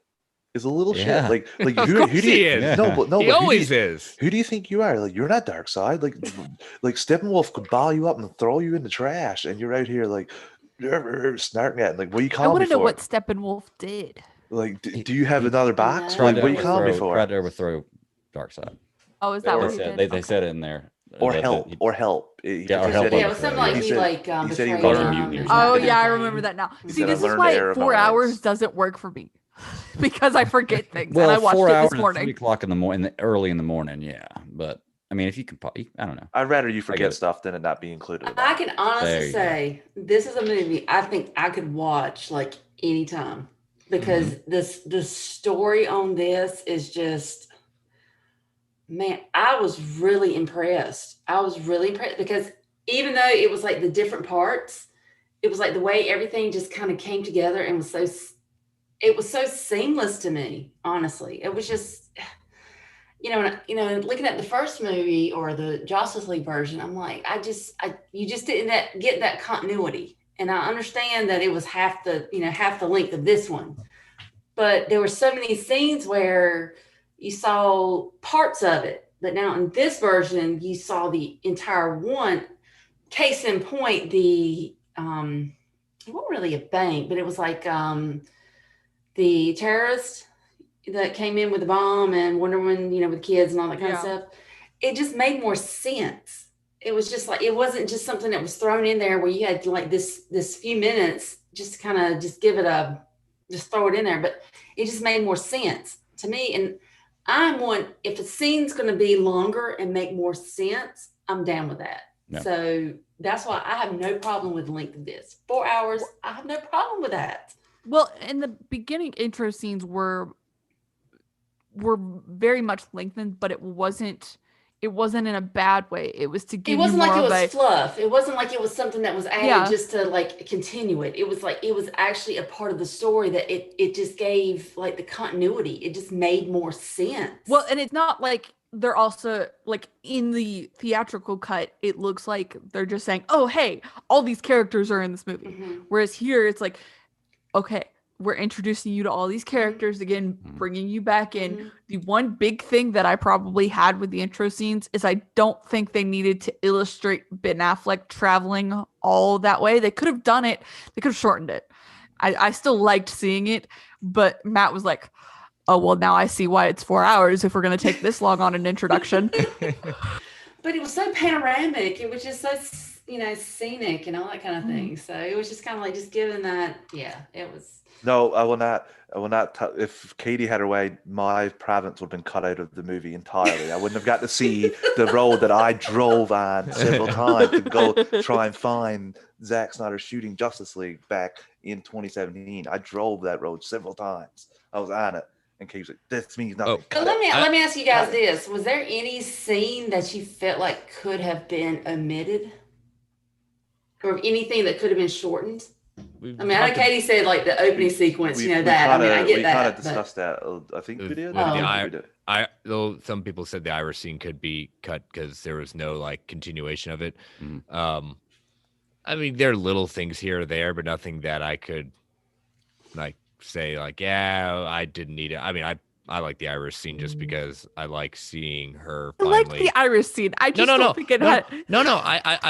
I'm not saying that you don't like the scene. I'm just saying like I get what you're saying. It's just hard for me to separate it knowing the baggage that scene came with at that point. Oh yeah, I know. I'm not trying to say that I'm nice. I promise. How about this? How about freaking Mira using her powers and taking the water and the blood right out of Steppenwolf? I was like, is she bloodbending? She is taking it all out. Yeah, that looked really fantastic. I'll give her credit on that one. I'll give her credit. That was a badass scene. Yes. Did anyone catch my Avatar reference that I said? The bloodbending? Yeah, I got you. I heard it, but I was like, I don't know enough about it. I know what you're talking about, but I don't know enough about it. I was super curious if he was going to have actual red blood or if it was going to be some weird alien, like blue-green thing. Yeah, so it was. I think it's crazy. Cool. He got like part of his skull chopped off and it didn't bleed. Well, he did because he pulled his hand. He put his hand on there. He pulled it back, and there was like some stuff on his hand. Oh, really? Okay. Maybe yes. Yes. There was like a little bit of something. So. All right. Let's move it on here. Let's get to the epilogue. I think we talked about the last. Unless there's anything else you want to bring up about the last battle, because there's the last battle and there's the epilogue, and then that's pretty much wraps it up. Yeah. Want to walk into the epilogue? Okay. Awesome idea. I loved this. You got to see a lot of really cool stuff in this one. It's where you get your final ending. You get the wrap up of all the stories, or the characters and their stories, where it looks like they're going to be led into their solo movies. And then you get, I think the most interesting part, well, other than the nightmare scene, because that's obviously the most interesting part of this epilogue, is why can't I remember, Lex Luthor and Deathstroke stuff. Mm-hmm. I thought was awesome. I loved the scene there, how it's a longer scene than what we got before. I love the Bruce Wayne name drop. just everything about it was cool. They were setting this up to be something really, really cool. I agree. I agree because it's because when you walk into, like when you saw the prison, then you saw the guy turn around, you're like, oh, that's not Lex. You're like, oh, Yeah. what's going on here? And then that's when it takes, and I'm glad with the Deathstroke, at least, he took his, helmet off or whatnot. And it was like, you actually got to see Joe Manganiello. And I thought that was just fantastic. And it's just. Oh, I bet you did. Yeah. What are you trying to say? Yeah, see some man candy, I ain't gonna lie. But yeah. Don't worry, Sarah, I got you. Yeah. But no, because I mean, it's that was a big thing. I mean, that was a big thing for him. He was all excited about being Deathstroke. So at least he got his props for being that character. So hopefully, I'm like, maybe there'll be something in the future, along those lines, because I can see how he could be a pretty badass Deathstroke, honestly. Yeah. Oh yeah. That we're going to set up a good story with him and Batman in the future, I think. Mm-hmm. Yeah, absolutely. I just love it saying his name is Bruce Wayne. I know. Yeah, I love how he's working just for free for him too. He's like, I'll do it for free. Take out Batman. I'm like, oh, that's pretty awesome. Well, that kind of makes you wonder. It's like, what's the background story? Because if you feel like there's something going on in the, why would you be, Ben's script was pretty BA from what many people have said. Yeah. Ben Affleck? Yeah, his script for the Batman. No, but that's what I'm saying. Was very Ben Affleck. Yeah. BA. Oh, yeah. Very good. Very good. The best jokes are the ones you have to explain 6 times. Sorry, I know we're in the epilogue, but I did. It'd be no up to 3 a.m. I don't catch it as quickly. I did just want to talk about Henry Cavill really quick because, the difference between how he acts in this one, and it's very much beat for beat, relatively the same, but just the difference in tone over all the scenes that he did versus the theatrical cut. It just looks 1,000 times better. Because that was really him. It wasn't like CGI'd or anything crazy. It was like really him. Because he could make those facial expressions and not depend on CGI for it. Yeah, exactly. So, I mean, that was like organic him. I mean, it got, like we said, it was a little lighter, but especially when Steppenwolf hits him with the axe, and it's like, I'm not impressed. Yeah. And then Freeze is like, bam, what you got next? I was like jumping up and down while I was sitting. I was like, yes. And just seeing those, like, what we seen in the trailer, him late, like, fire in the eyes, is just like going after him, cutting off part of his own head. When Steppenwolf was he about to take down Cyborg, and he did the axe, and then it was like right there with Superman, and it like hit him. He's like, I thought, oh my god, I'm gonna lose it.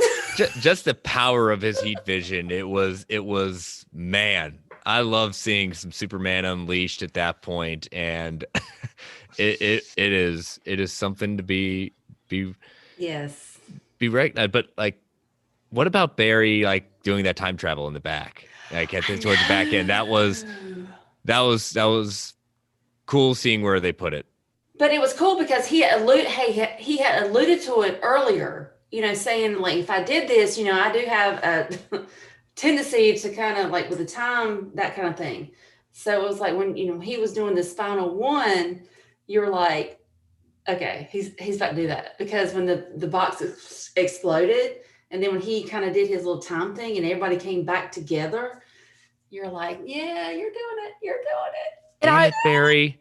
When you see that in the trailer and he's like creating the like the ground beneath him again, everyone's like, oh, Speed Force, which granted, I guess he's probably in the Speed Force at that point. I mean, it makes sense, but it's like, no, like literally the world exploded and now he's putting it back together because he's going back in time.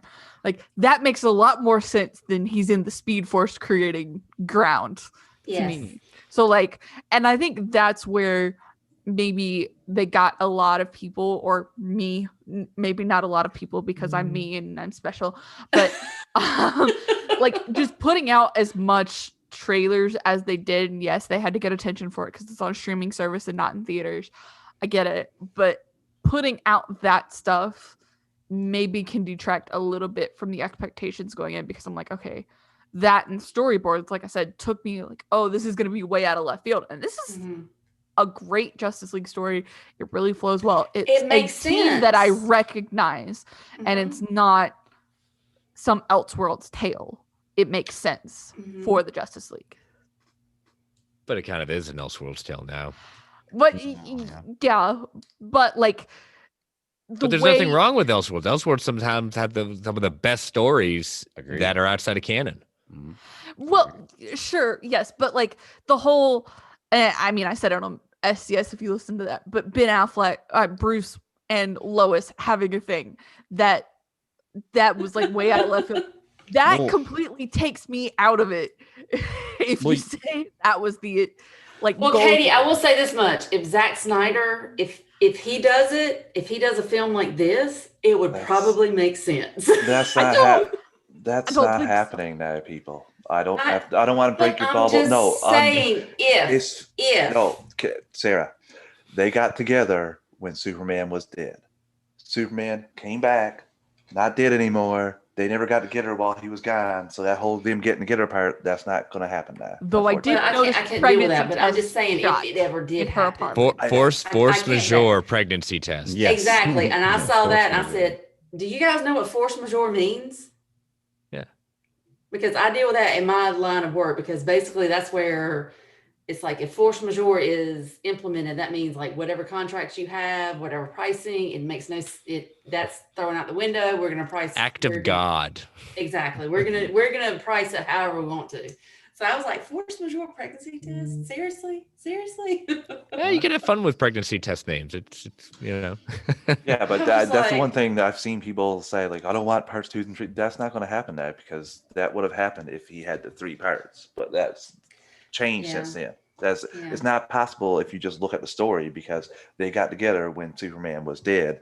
When Superman came back, she went to him, and that's not going to happen. That whole son, but that it still looks like they want him to sacrifice himself for her, because Joker straight up says it. You didn't do that, so that will be the thing. But like, it seems like with the other things, with Swanwick and that, he's hearing some of the fans' thoughts on things.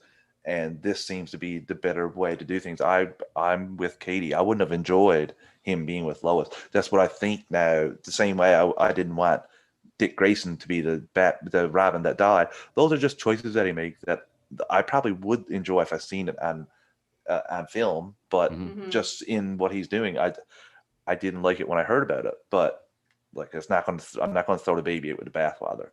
Yeah. For one thing. I agree. I would just love to see another movie though. Yeah. I'm like, come on. Can we talk more about Nightmare? Yes. Yes. Oh my gosh. Because I was thinking, like, towards the end, I was like, where's Joker? When are you going to see this? Like, where is this, the Batman nightmare scene or whatever? And that's what I was like. And because the one thing that I had heard about the movie from the reviews, because I hadn't read a review before this, and the one thing I had heard is that the We Live in a Society comment was not in the film. And I'm like, wait, so did they just take out all the nightmare stuff out completely? Like, what happened? So, and then we get it in the last 5 minutes, and I'm like, oh, okay. Literally, I'm sitting through like the last 20 minutes of this movie, like, I'm like, literally, my mouth is wide open because I'm just like, oh my god, I couldn't believe there was 20 minutes left. When I looked at it and saw there's 20 minutes left, and I was like, this movie should be over. Like, not that I minded. I'm saying just it seems like this is where a movie would end. Like, they could end it right here, and I'd be totally fine with how it happened. But they had more, and it was awesome. And then they had more that was so much better. Oh my gosh. But I will say Jared Leto as this Joker, which his mouth was kind of weird because it just it was like a bloody gash. I mean, that was the one thing that kind of threw me off. And a different voice too. Yeah, but the fact of it's like I could almost believe this one. I could almost believe this one going up against. It was just like the dialogue back and forth, because even Batman was like, choose your words carefully, because I have a feeling you're not. But when he was alluded to Robin, and then Batman came back and alluded to, Harley Quinn, I was just like, Yeah. oh, touche. I like that back and forth. Yeah. Point Batman. I'm like, that it was a really great dialogue. I really thought it was a nice back and forth. It was one of those where, Batman was like, I'm gonna fucking kill you, but then I'm like, yeah, you're probably not. Yeah. Probably not. You can say that right now, I because will. if you haven't by now, I mean, I don't know when you're gonna do it. I just like that trading back and forth of like quips at that point. It was like I said, the Harley thing was just like that was not expecting him to pull that one out there, but yes, go for it. And then and Joker goes, you almost had me. You almost had me. Yeah.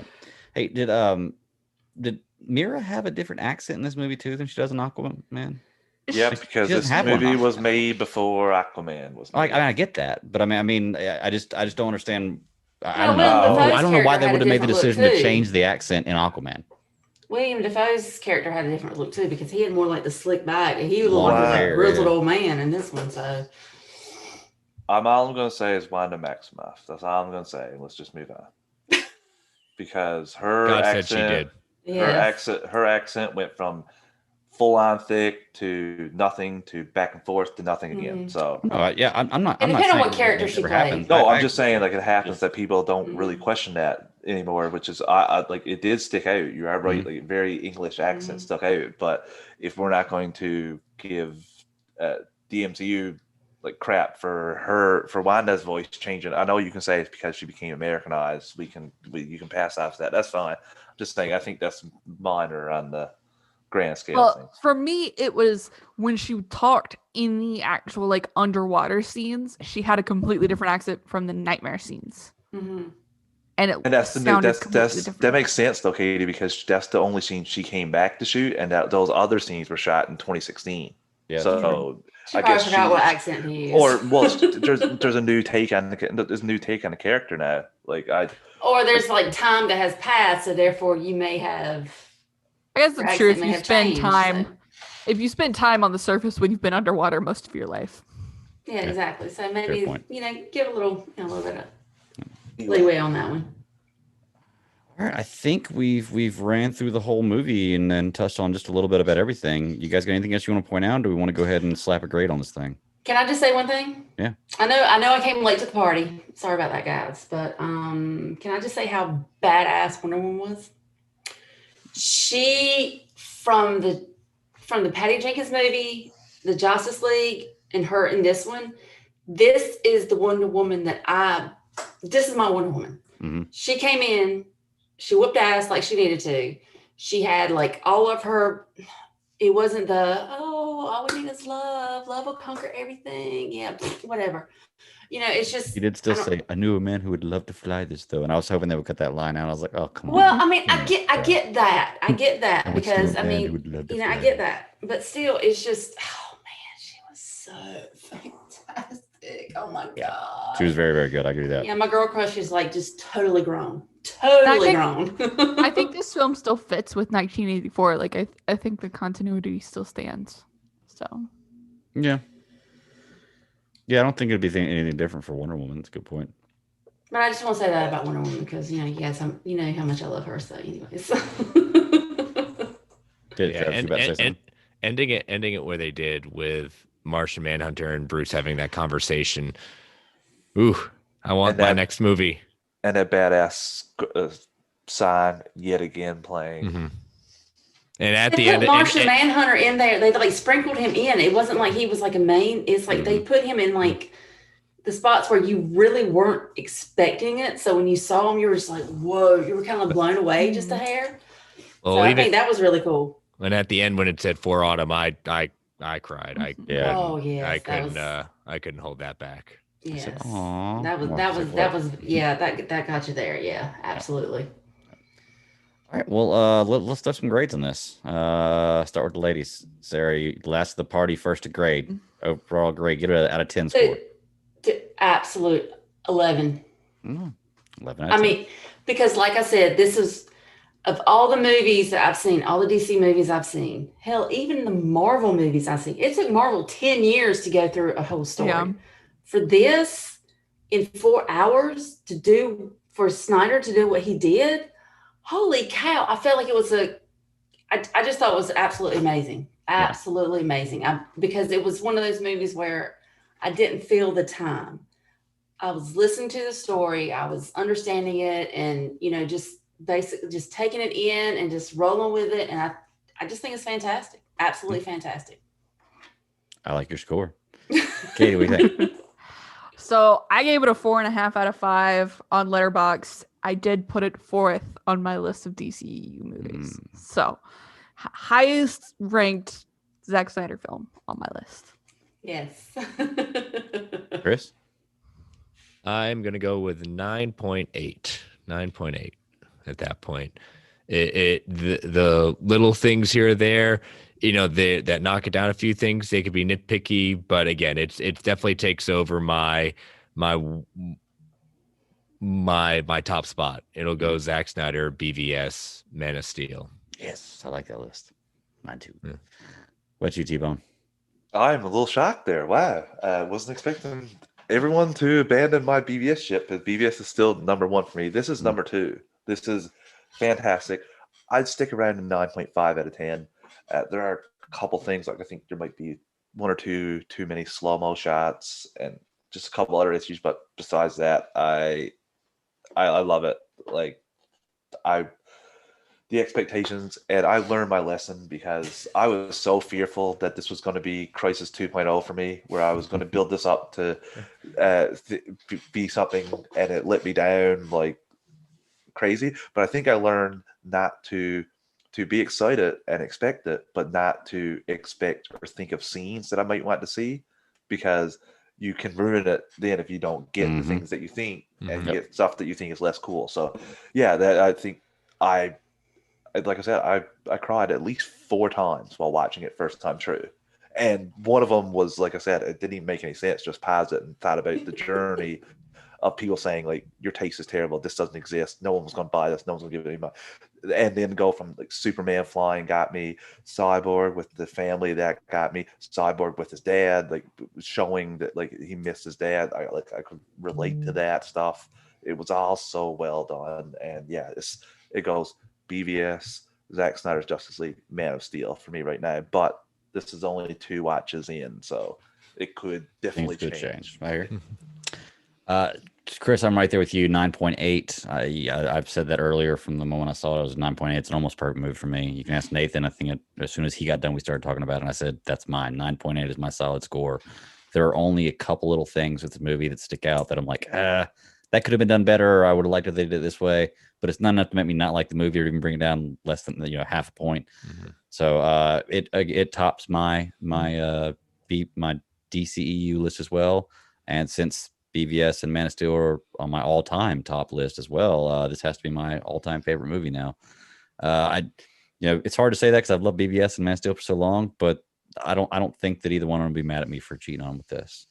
Yeah, this is your Buzz. This is your Buzz Lightyear toy. Yeah, exactly. So BVS and Man of Steel are Woody, and they'll be there for when you get. You guys make me feel like I overinflate everything, but I don't care. This movie was just fantastic. No, there's nothing wrong with that. I thought it was fantastic too. Yeah, nothing wrong with it. It was. But I will do Zack Snyder, Man of Steel, BVS. How about that?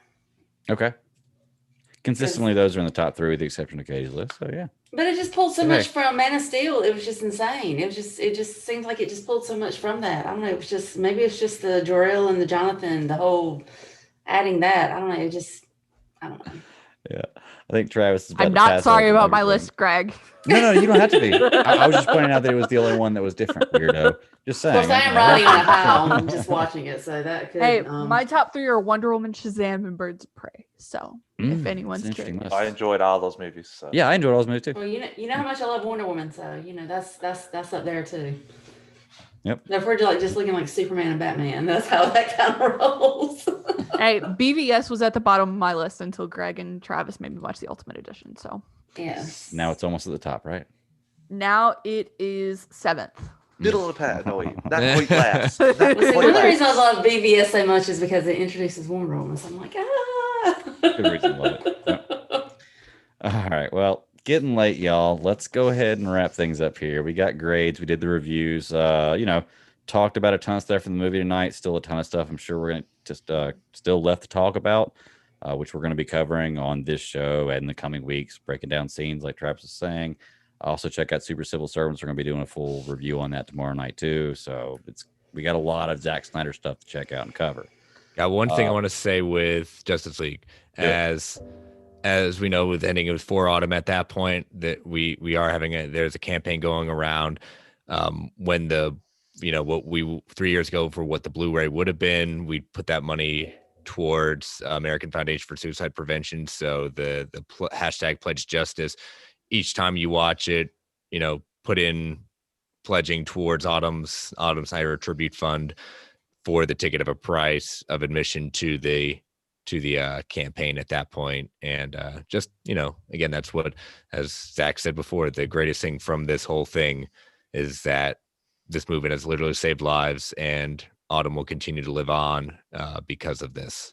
And I just want to say, before Travis says anything else, that props to you and Greg for getting the $200 donation into the foundation effort. I know y'all worked really hard on that, so congratulations.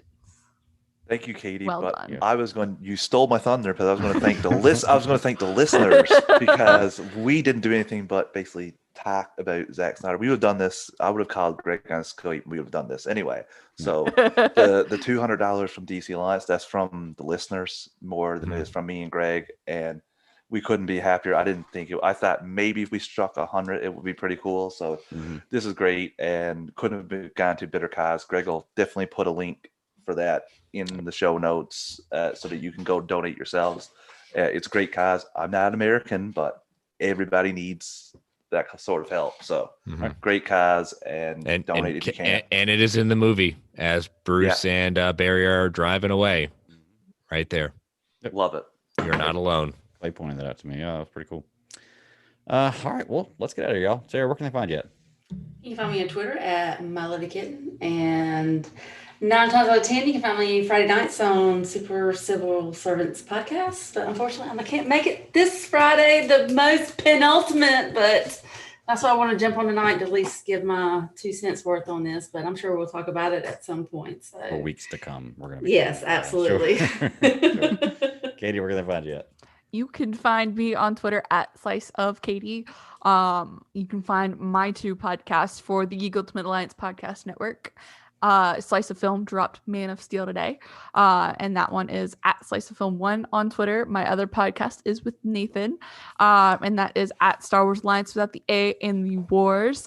We will be live this Sunday morning talking about Return of the Jedi, so make sure to tune in and join us then. Oh, that one's my Chris, where can I find you, buddy? You can find me on Twitter at Chris Balga. 2 shows on the Geek Ultimate Alliance Network. You've got World's Finest True Believers. You can follow that at Finest Believers. And I'm going to drop this is what's coming, and its timing is it is a retro week. Retro episode will be, as we are all about Zack Snyder's Justice League, will be the retro of Cosmic Odyssey. 4 issues with Ray from Flightcast and Fans Without Borders. A deep dive.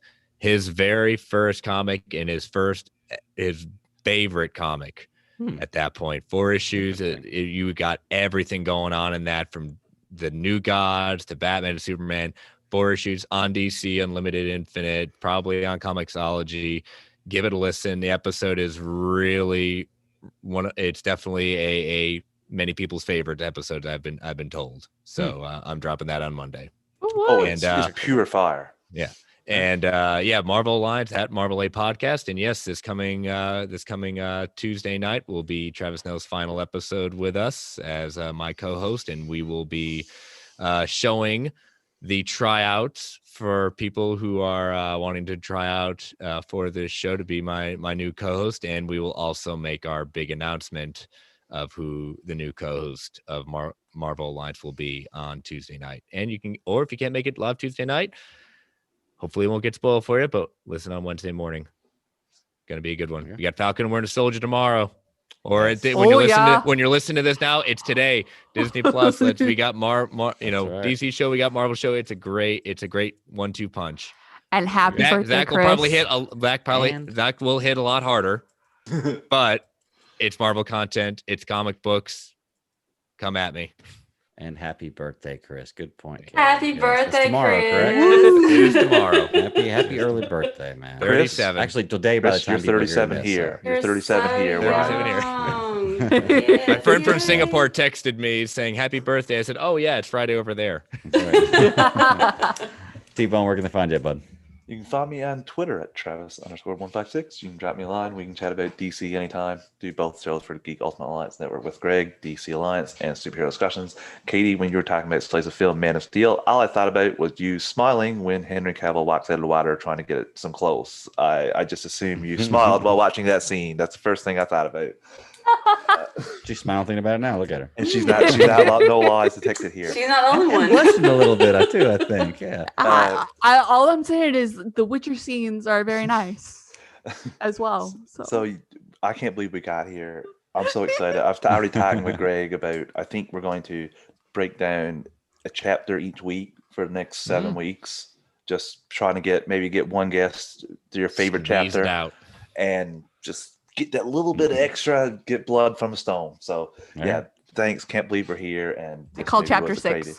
Yeah. I'm almost up 24 hours, so let's get the hell out of here. Yeah. Well, you can find me at the BatDaddy52 on Twitter. I'm on the 2 shows of Travis. You can also find me on Super Civil Servants live on Friday nights, 9 p.m. Eastern Standard Time on YouTube. Show audio drops on Monday mornings, and then I do C3 Panthers podcast live on Tuesday evenings at 9 p.m. Eastern Standard Time. Other than that, folks, thank you very much. Check out Zack Snyder Justice League. Check out all the rest of our reviews. Like, subscribe, share, all that good stuff. We appreciate everybody who contributes, everybody who listens. Till next week, keep pounding. Later, Good night. Hashtag